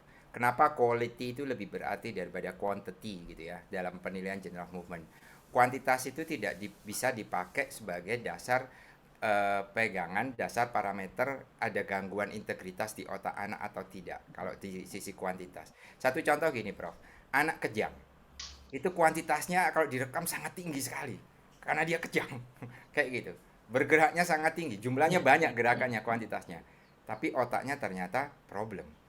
Jadi di sini satu contoh kecil bahwa kuantitas itu sangat tidak bisa dipegang sebagai satu penilaian integritas otak. Maaf. Kalau pada anak autis itu dari baby sudah kelihatan apa belum? Nah, ini masih saya jawab dari sisi kualitas dan kuantitas gerakan tadi. Sekarang masuk ke autism. Sebelum saya masuk ke autism dengan GM ya, saya memberikan satu pengalaman 15 tahun saya berpraktek sebagai ahli tumbuh kembang di Surabaya. Jadi saya tidak berpraktek general pediatrician Prof. Saya tidak berpraktek sebagai dokter anak umum. Saya hanya berpraktek dokter anak tumbuh kembang. Sehari saya hanya nerima 4 pasien. Karena satu pasien saya bisa 1,5 jam, 2 jam. Satu pasien karena saya ahli tumbuh kembang. Nah, pengalaman saya mengatakan begini Prof di Surabaya ini. Dari sekian banyak anak yang diautiskan dalam tanda kutip, begitu saya meriksa autis itu bagi saya membutuhkan waktu panjang sekali Prof. Tidak bisa satu kali ketemu kamu autis, kamu ketemu kamu hiperaktif, tidak. itu tereduksinya luar biasa. Dari 10 pasien itu benar-benar yang autis versi kami dengan pemeriksaan yang baik dan benar itu 2. 8 itu diautiskan dengan sembarangan, Prof. Yang itu gangguan bicara, gangguan apa, yang lain kayak gitu. Sehingga bisa Prof bayangkan, anak 8 yang autis ini di luaran di blaming sebagai terstatus anak autis, diterapi sebagai anak autis, disimpulkan sebagai anak autis. Itu seperti saat minum obat paracetamol sedang tidak panas gitu, Prof. Artinya apa? Itu bisa luar biasa rusak gitu. Karena tidak tepat penanganannya. Oleh karena itu prediksinya bisa dari baby enggak? Jadi pada saat baby itu yang terprediksi adalah gangguan perkembangan, bukan langsung merujuk pada satu autism. Karena teori autism itu adalah sangat-sangat banyak, dari teori otak, teori neurotransmitter, teori pengasuhan, ya. Jadi begitu dari general movement itu tidak bisa langsung merujuk autism gitu risikonya, tapi gangguan perilaku. Nah, gangguan perilaku inilah yang harus di breakdown mana yang jadi autism. Jadi autism itu tidak mudah mendiagnosisnya, ya, sangat-sangat sulit bagi kami yang ahli tumbuh kembang, tapi di dunia luaran sangat mudah diucapkan. Itu yang kita sedikit. Nah, maksudnya sejak baby bisa terdeteksi nggak? Risikonya bisa, Prof. Risikonya, tapi diagnosisnya tidak boleh. Jadi parameter deteksi dini anak autis itu paling dini itu di usia 16 bulan. Ya. Jadi 16 bulan. 16 bulan itu sudah kelihatan high risk-nya sampai 30 bulan.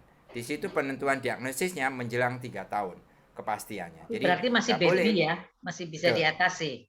Masih bisa, Prof. Jadi risikonya, jadi begitu risiko ini kita hilangkan, anak itu tidak berkembang ke arah gangguan perilaku autism, sangat-sangat bisa.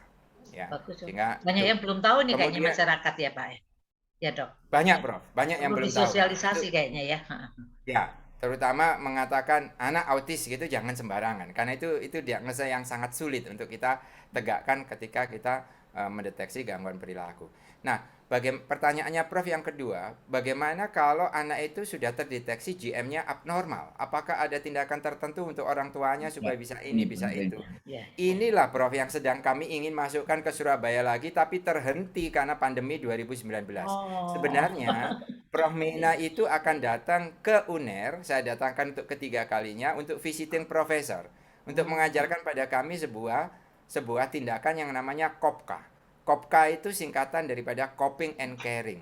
Pada anak-anak yang terdeteksi abnormal GM tadi, itu orang tuanya ngopingnya sehari-hari seperti apa, ngeringnya sehari-hari seperti apa.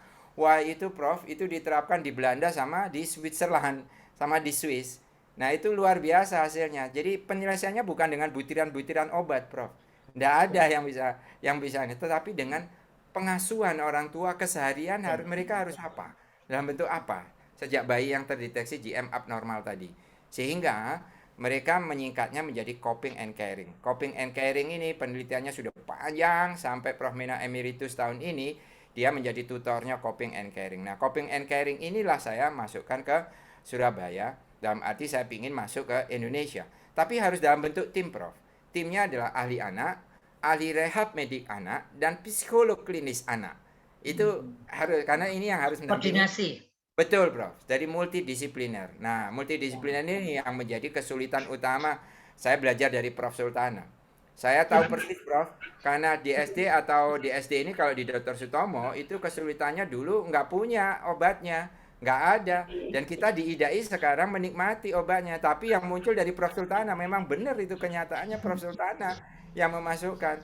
Ya, penggunanya kami. Nah, itu multidisipliner itu sangat lemah toh di Indonesia. Karena apa? Keakuan yang bicara. Ini ilmuku, jangan diambil. Kamu nggak boleh bicara. Ini ilmuku.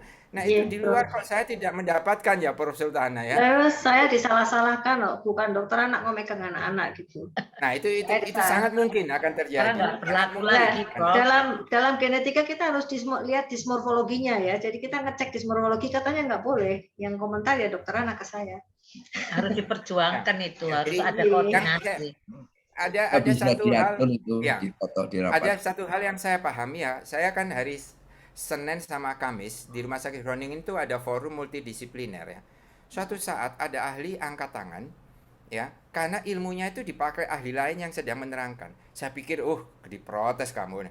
Ternyata tidak. wih saya sangat bangga, ilmu saya kamu pakai. Ini gini kan nanti ya, ini gini kan, tambah diberikan petunjuk Prof. Pakai terus. Bagus Ini ya. kok berbeda sama di Ya. Indonesia. Kalau di Indonesia saya sudah disemprot itu. Kulturnya berbeda, aneh-aneh ini. Iya. Iya, iya. Kami membantu dokter anak kok, Prof. Membantu dokter anak mencarikan morfologinya, mencari di Suatu tim. software sindromnya apa, kemudian mencari kemungkinan gennya yang abnormal. Tapi kadang disalahkan juga. Saya kira Prof. Sultana tidak dalam posisi membantu, tetapi dokter anaknya ini yang langsung suka wuruh ke Prof. Sultana. Jangan menunggu dibantu, tapi kita ini punya seorang ahli yang kemudian kita sendiri tidak ahli di bidang itu. Nah itu bagaimana kita anukan. Saya belajar dari Prof. Taat ya. Dulu ya di masyarakat kita itu ada yang lagi booming. Lagi booming itu apa? Aktivasi otak tengah. Yang anak ditutup matanya naik sepeda, bisa belok sendiri nggak nabrak tiang listrik. Di TV kan rame. Ini ada aktivasi otak tengah, ada kursusnya, ada apa. Semua ahli merijek. Prof. Taat itu ketua Gramik. Sama Prof. Taat tidak di-reject, dimasukkan ke Gramik tapi dikaji. Coba sih ngomong di depan kami, apa sih aktivasi otak tengah? Ternyata Prof itu hanya berupa testimoni-testimoni. Anjurannya Prof Taat apa? Telitian di level doktoral. Telitian di hanya kayak gitu. Harusnya terbuka dulu terhadap sebuah perubahan, jangan langsung di-reject dulu kayak gitu. Kalau ternyata belum terbukti, telitilah dengan metode yang baik dulu gitu supaya Maaf, orang lain. tadi yang terkait dengan autis, kalau anak kembar tadi gimana, Prof? Anak kembar itu tidak selalu harus sama, Prof. Saya di klinik saya 2 kembar itu puluhan. 3 kembar ada beberapa. 5 kembar kami ada. Ternyata kembarnya itu hanya fenotip kembar, Prof. Ternyata apa? Tumbuh kembangnya berbeda-beda semua. Ini yang Meskipun kembar. maaf, ini yang di YouTube-nya dari Malaysia itu Ya. kembar, artinya ya satu telur ya, karena sama-sama laki dan dua-duanya sama-sama autis. Ya. Itu bagaimana? Bisa jadi, Prof. Tapi saya tidak dalam mengkaitkan bahwa seorang anak yang kembar, kalau satu mengalami problem perkembangan tertentu, yang lainnya juga pasti akan sama problem sama dengan anak itu. Saya tidak dalam konotasi mengatakan seperti itu. Dua anak yang faktor mononya tadi, satu telur Kenapa? tadi. Ya, Bisa. Itu bisa terjadi. Kalau yang dalam koridor autisnya ini adalah koridor genetik, karena di dalam autis sendiri ada teori genetik meskipun ada epigenetiknya, tapi teori genetik ada di situ. Sehingga inilah sulitnya gangguan perilaku itu. Tidak bisa di-blaming hanya satu pasien nanti sama dengan yang lainnya. Tapi pengalaman saya, uniknya anak kembar itu, Prof, berbeda apapun perjalanannya, di masa-masa akhir anak usia dininya sekitar 6 tahun, itu berakhir di posisi yang sama. Ini nggak mudeng saya, kenapa ya? Gitu seakan-akan kayak terprogram gitu ya. Itu buat judul penelitian lagi. Ini yang saya enggak tahu, saya belum terjawab banyak kasus. Terima kasih kayaknya udah terjawab semua deh. Asi tadi lo Asi. Terima kasih Dr. Suryawan. Saya ikut nimbrung sekalian boleh? Sebelum ada pertanyaan. Boleh.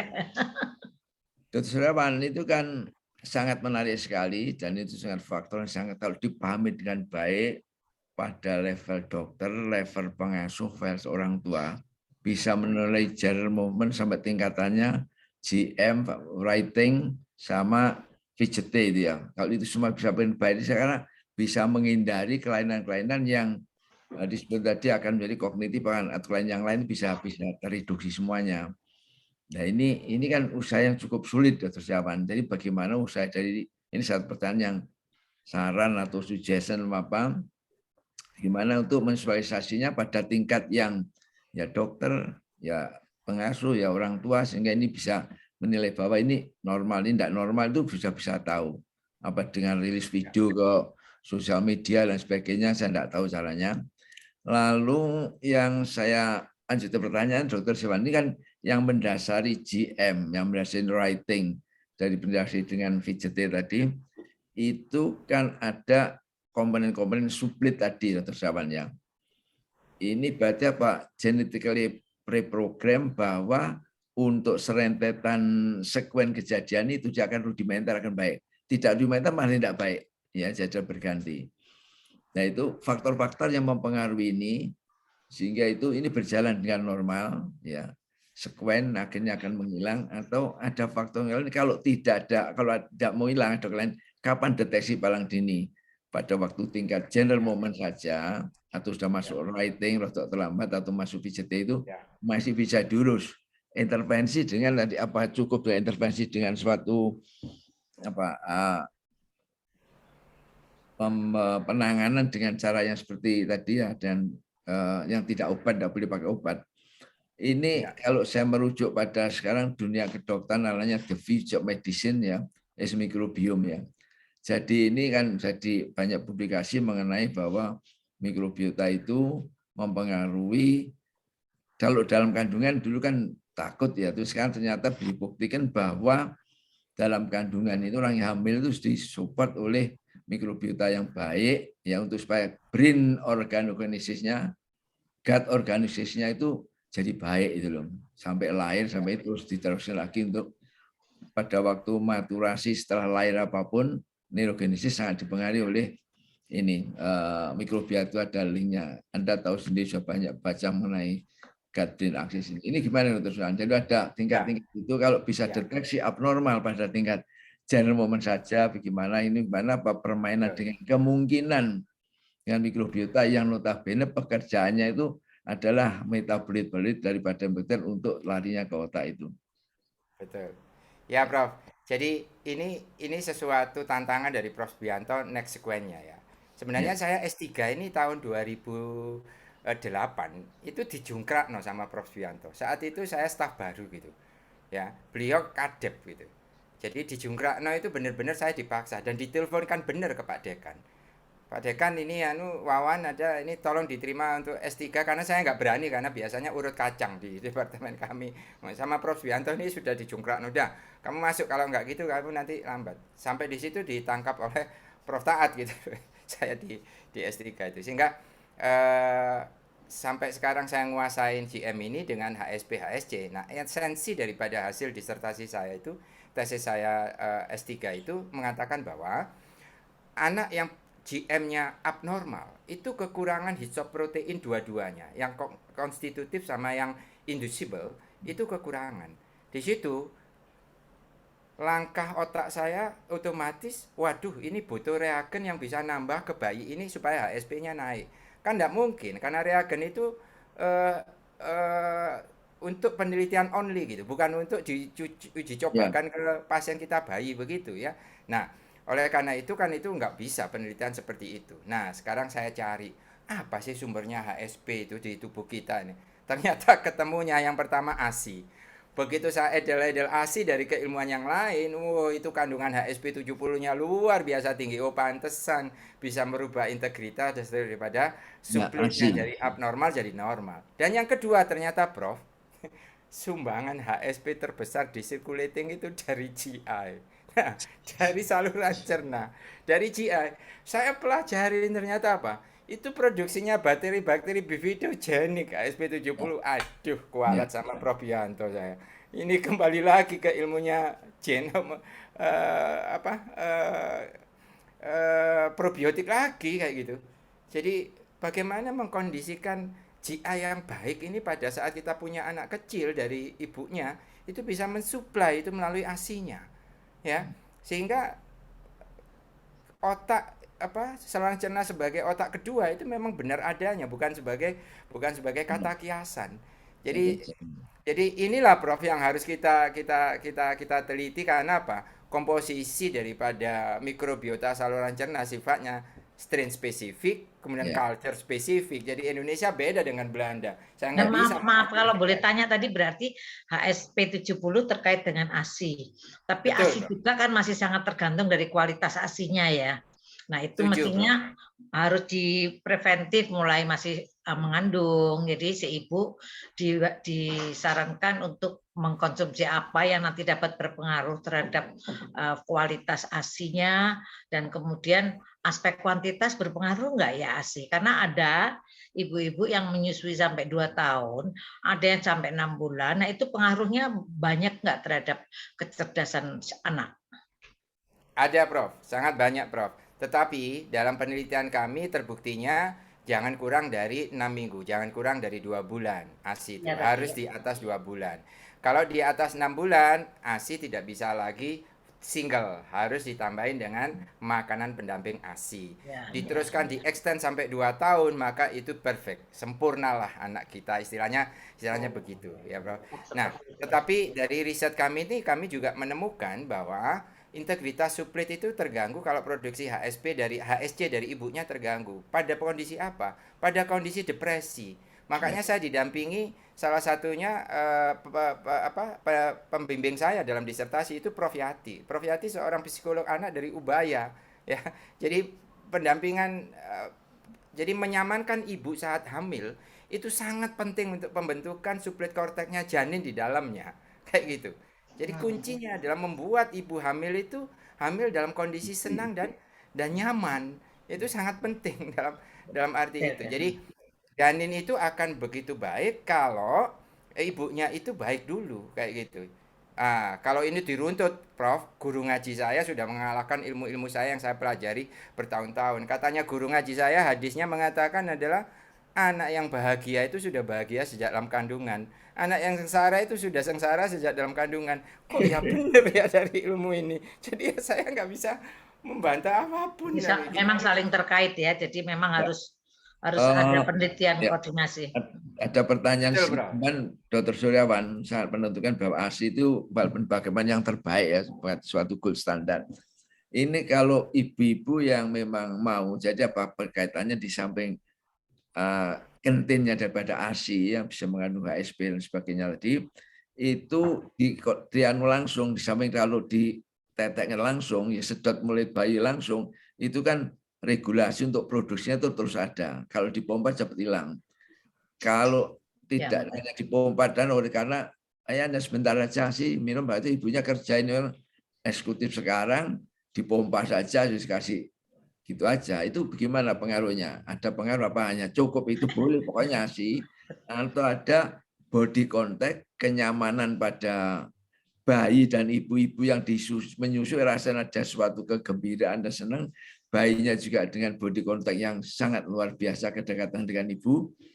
Dan itu kedekatan ini yang minum ASI sampai sekian barangkali body contact untuk dibawa kemudian itu terbekas betul bahwa perlakuan begitu itu baik. Jadi blueprinting otak anak kita diletakkan dalam kandungan kemudian terbina di awal-awal 6 bulan awal. ASI itu jangan dianggap kemudian komponen nutriennya saja yang tidak tergantikan, Prof. Tetapi proses interaksi antara bayi sama ibunya, ya tidak hanya body contact-nya.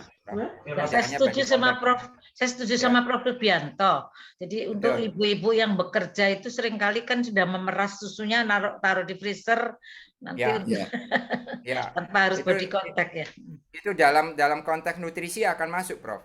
Tapi dalam konteks stimulasi nggak akan masuk. Jadi Prof. Rubianto, ASI itu yang dipentingkan adalah sebelum nutrisinya ada penglihatan yang beradu antara bayi dan ibunya. Ada pembauan yang dibawa oleh bayinya. Ada pendengaran yang masuk pada saat interaksi ASI-nya. Itulah yang bentuk pondasinya dari seorang anak. Makanya anak yang diberikan minum ASI ya dibandingkan yang tidak minum ASI itu beda banget nanti intellectual quotient-nya, Prof. Sangat beda, Prof. Ya. Jadi tapi kan masih kompleks, ada pengaruh genetik. Faktor genetik masih sangat ada, Prof. Ya. Cuti setelah melahirkan 6 bulan ya. Kalau saya mungkin kalau saya boleh berpendapat 2 tahun, Prof. 2 tahun. Bukan tiap bulan. Nah, ini untuk mencetak generasi the future generation, the smart future generation harus itu ya. Monggo Prof Taat mau. Prof Taat silakan, ini kalau kenaan diskusi nyambung. Prof Taat. Itu bagus. Kaum ibu itu di rumah, Prof. Di rumah membimbing putranya. Sebab dengan cara berpikir sebagai laki-laki itu secara psikoneuro itu besar pengaruhnya terhadap perubahan yang terjadi pada proteinnya. Tapi kan repot sekarang ini. Laki-laki tidak cukup untuk menghidupi keluarga. Sehingga ibu harus bekerja. Jadi yang baik itu adalah ibu itu di rumah pikirannya untuk pikiran keluarga, itu yang baik. Tapi waktu aku ngomong gitu dimarahi orang saya. Gak setuju aku Pak Taat. Iya, Saya makanya setuju. nggak setuju. Kapan saya jadi guru besar kalau nuruti Pak Taat? Sekarang Laki PNI perempuan itu sama ada saja. Laki PNI perempuan itu ada gitu. orang tua. No, no, no, no, no, no. Rika, Bu Rika monggo. Menurut Bu Rika gimana? Menurut Prof Rika monggo. Ada usul Prof Rika? Ya itu. Jadi sebetulnya laki perempuan sama saja. Anak itu adalah anak bapak dan ibunya. Emangnya yang harus mendidik ibunya saja. Lah, dengan pengertian itu, anak itu pun kalau ibunya bekerja, anak itu kalau bapaknya mau ya dibawa ke kantor, ditaruh dia ada tempat apa itu? Iya. Anak itu di kantor, ya toh? Kenapa Ada tidak ruang seperti untuk perawatan itu? bayi di kantor-kantor menyediakan itu. Iya, Seminggu sebentar jangan ibunya nyetain. tidak bekerja. Kapan dari guru besar kalau seperti itu? Ha? Nah, ini ya. Ini dari Kapan segi, saya ke Amerika? Kapan ini saya ke Belanda? dari segi psikonero. Jadi pikiran ibu yang pikiran pekerjaan itu sangat mempengaruhi pada bibit dan juga asinya. Kok anakku gak popo? Belum. Kasuistik barangkali ya, ada penelitiannya. Oleh karena itu tergantung pola pikir, pola diet, lalu ini. Jadi meskipun ibu di rumah sedih terus, tidak ada income, tidak ada ide makan, apa yang mau diberikan dalam asinya? Apa? Ya, kan bisa ada kasih sayangnya, dietnya cukup. Kalau orang bapaknya itu sugih banget, sehingga mencukupi semuanya untuk apa? Dari ibu di rumah, tapi kehidupan seperti sekarang nggak bisa. Harus dua-dua. Iya. Jadi yang sekarang itu idealnya Prof Rika, idealnya. Nggih. Jadi makanya Prof di dalam dunia yang sekarang serba sibuk begini, ibu-ibu yang mempunyai anak yang dalam masa menyusui itu harus diutamakan. Jadi kantor mengizinkan ibu untuk waktu untuk itu dibuat undang-undangnya. Itu ya, seperti kita di bandara, ibu yang breastfeeding aja tempatnya bagus, dimasukkan seperti eksekutif pertama, harusnya dilindungi seperti itu. Ya, disosialisasi. Kalau sering hidup di Belanda ya, masuk bis kota, ada ibu bawa anaknya, kita nggak berdiri, orang lain akan lihat ke kita, kamu itu masih muda, kamu nggak berdiri. Kayak gitu. Betul. Kalau di Jakarta kan maengos gitu ya di Transjakarta, meskipun ada ibu hamil masuk atau apa kayak gitu. Tapi apa boleh cuti 2 tahun itu? Bukan cuti 2 tahun. Aturannya masih 6 bulan, Bro. Nah, itulah. Itu di kantor diberi tempat semua bisa didiskusikan lah. Iya. Karena pandemi ini ada work from home itu, WFH itu ya bisa memberikan. Ini yang berpengaruh tuh pola pikirnya itu laki-laki. Jadi orang yang perempuan kerja di kantor itu pola pikirnya laki-laki. Ini loh yang berpengaruh. Enggak. Saya tetap perempuan. Iya, enggak apa-apa, boleh aja. Tapi kan pola pikir berubah, Pak. Ya enggak dong. Itulah untuk nanti perlu diteliti ya. Buktikan dulu. Ya, Prof Yanto, Prof melalui forum ini saya ingin izin ke Prof Sultana, saya ingin konsul ke Prof Sultana. Ketika saya ditanya Prof Mina, apalagi yang ingin kamu kerjakan, Wawan? Seluler sudah, ya mungkin saya akan masuk ke unsur genetik yang saya juga buta ya. Jadi bagaimana memperbaiki ini sejak awal gitu ya, Prof Sultana. Kalau kita tahu mappingnya, Indonesia ini kaya pasien, Prof, tapi ilmunya kok milik mereka, itu prinsipnya. Sehingga mungkin guiding dari ahli genetik seperti Prof Sultana ini kita butuhkan. Penyelesaian genetik itu menjadi penyelesaian yang masuk di akal ya. Ketika semua pembentukan suplet dan lain-lain itu ada faktor genetically pasti, tapi belum tertemukan apanya kayak gitu. Sehingga nanti kalau Prof Sultana terlibat dalam hal kayak begini, mungkin tidak hanya di SD saja ya Prof ya, tetapi hal-hal yang seperti ini akan sangat-sangat bisa gitu. Mungkin itu ya Prof ya, Prof Sultana mungkin bisa memberikan satu arahan nanti pada kita. S3 saya di Fragile X syndrome, itu kan gejalanya juga intellectual disability sama autism. Ya. Nah, seperti itu Prof. Nanti tapi kita Dan geret ke bayi gitu ya Prof ya. kalau kita lihat penderita Down syndrome sekarang di Indonesia makin meningkat loh. Dari penelitian saya sebelumnya waktu S3 12% di SLB, 15%, sekarang 18% di SLP populasi Down syndrome-nya. Nah, karena apa, wanita sekarang pada mikir karir, mikir sekolah, S3 dulu baru menikah, akhirnya mempunyai anak sudah di usia di atas 35 tahun, sehingga kansel terjadi Down syndrome tinggi. Nah, kalau di negara-negara maju karena ada prenatal diagnosis yang sangat wajib dilakukan, sehingga bayinya nggak sampai lahir. Kalau di Indonesia kan lahir. Nah, ini mestinya menjadi tugas kita bagaimana melakukan intervensi dini mungkin. Nah, padahal dengan NIPT, sekarang kan ada prenatal diagnosis yang NIPT yang dengan darah ibu diambil, jadi kita bisa memisahkan DNA bayi sama DNA maternal, terus kita bisa tahu ada apa permasalahan genetik pada bayinya. Nah, terutama untuk sindrom-sindrom klasik sudah banyak jalan ya NIPT, sehingga kita bisa tahu bahwa bayi yang akan lahir adalah Down syndrome.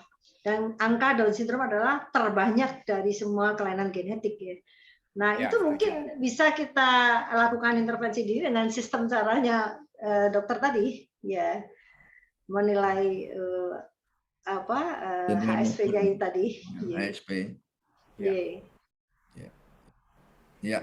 Supaya yang Down syndrome itu tidak terlalu, walaupun intellectual disability, tapi dia masih bisa mandiri gitu. Karena pengalaman saya dari beberapa pasien yang orang tuanya sangat care, dia bisa baca tulis loh. Kalau matematika memang ya. Saya sehari-hari berhubungan dengan pengelolaan anak Down syndrome. Saya punya sekelompok anak high quality Down syndrome. Itu kasihan Prof di Indonesia ini. Dimasukkan SD sudah ditolak duluan karena dia mongoloid face loh. Ini sekolah khusus. Padahal dia sangat pinter Prof. Baca tulis dengan mudah. Makanya. Betul. Oke. Jadi ini waktunya karena pembatas waktu ini ya, jadi saya kira ini diskusi ini, kalau masih ada pertanyaan dari peserta lain, partisipan lain, kalau tidak ada pertanyaan, barangkali kita bisa akhiri di sini. Saya kira ini presentasi oleh dua pembicara itu membuat kita luar biasa ini ya, tertegun dengan segala pengetahuannya dan segala langkah-langkah yang telah dicapai. Perjuangan dia untuk mencapai pada tingkat sampai segini. Terima kasih banyak. Dan ini terima kasih Prof Taat. Terima kasih Prof Taat. Ini forum yang usul ya. Kalau di pediatri ada yang ngambil S3, tolong diteliti lebih lanjut hasil risetnya Dr. Harjono. Oh iya. Bimbing. Dr. Harjono itu tentang komponen HSP di ASI, Bro. Itu betul. pelajari benar. Betul. Jadi ternyata unwanted child itu ASI ibunya itu enggak keluar banyak. Jadi menurut saya itu ASP-nya jauh berbeda. ASP inilah teliti coba. Ya, itu aja. Iya. Matur nuwun Prof. Sujartono. Ini saran-saran kata penuh Yadi dari Dr. Sawan masih aktif di pediatri. Dan kembali lagi pada diskusi ini tadi saya kira sangat-sangat bermanfaat sekali. Ini tempat silaturahmi bahwa ketemuan dari kita yang tetap ingin belajar dan ingin memahami hal yang baru-baru itu saya kira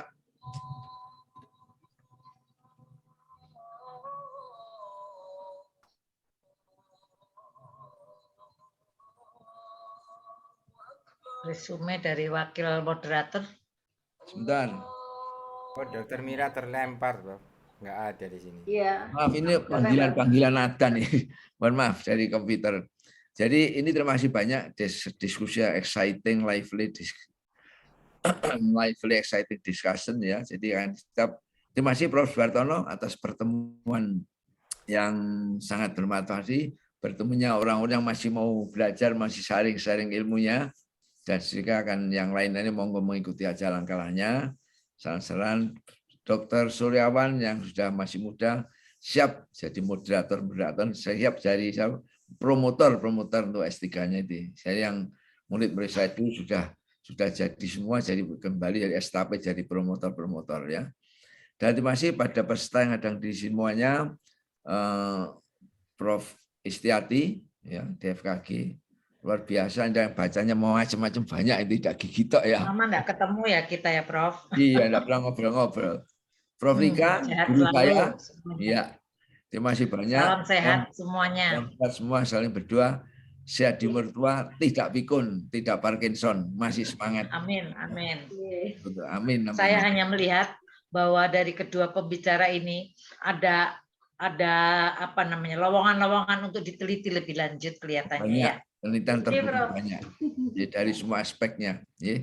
Ya saya kira itu banyak. Yang jeli melihat itu Mas Dito itu jeli itu melihat mana peluangnya itu. Peluang. Ya, jadi demikian. Kalau ada mau nambahkan untuk summary-nya tadi, ini sudah diulas begitu banyak sekali kegunaannya dan apa langkah-langkah dilanjutkan dari kedua pembicara, sosialisasi daripada pentingnya general movement ini dan supaya tidak terlambat yang saya katakan tadi untuk pada level-level dari orang tua, dari caregiver, dari suster yang merawat bayinya atau dari dokternya harus siap semua sehingga bisa dicegah untuk kelainan-kelainan yang akibat daripada kesalahan dalam penilaian daripada general movement sampai ke fidget tadi ya. Ini saya kira Prof. Sultana juga matun sangat sudah keilmuannya sadar. Di Semarang ada center yang bisa dikirimi kalau pasien-pasien memerlukan ini saya kira bisa dievaluasi lebih lanjut. Hanya barangkali kalau ada dana nanti NGS itu perlu di Semarang mengusahakan nanti NGS itu jadi tidak terganggu dari luar. Matur sangat dan sekali lagi ini kita akan tutup pertemuan ini dengan sangat berterima kasih pada semua pembicara dan peserta dan forum yang diciptakan oleh Prof. Hartono ini. Jadi ini akan saya sangat setuju, barangkali panjenengan juga sangat setuju tiap bulan ada forum baru yang bergiliran aja bicara di masing-masing bidangnya. Saya kira sangat bermanfaat sekali. Saya kira kita tutup ya dengan mengucap syukur alhamdulillah semuanya lancar baik-baik ya. Prof. Wawan, matur nuwun. Jadi masih ngikuti barangkali tidak ya, matur nuwun sangat. Nuwun.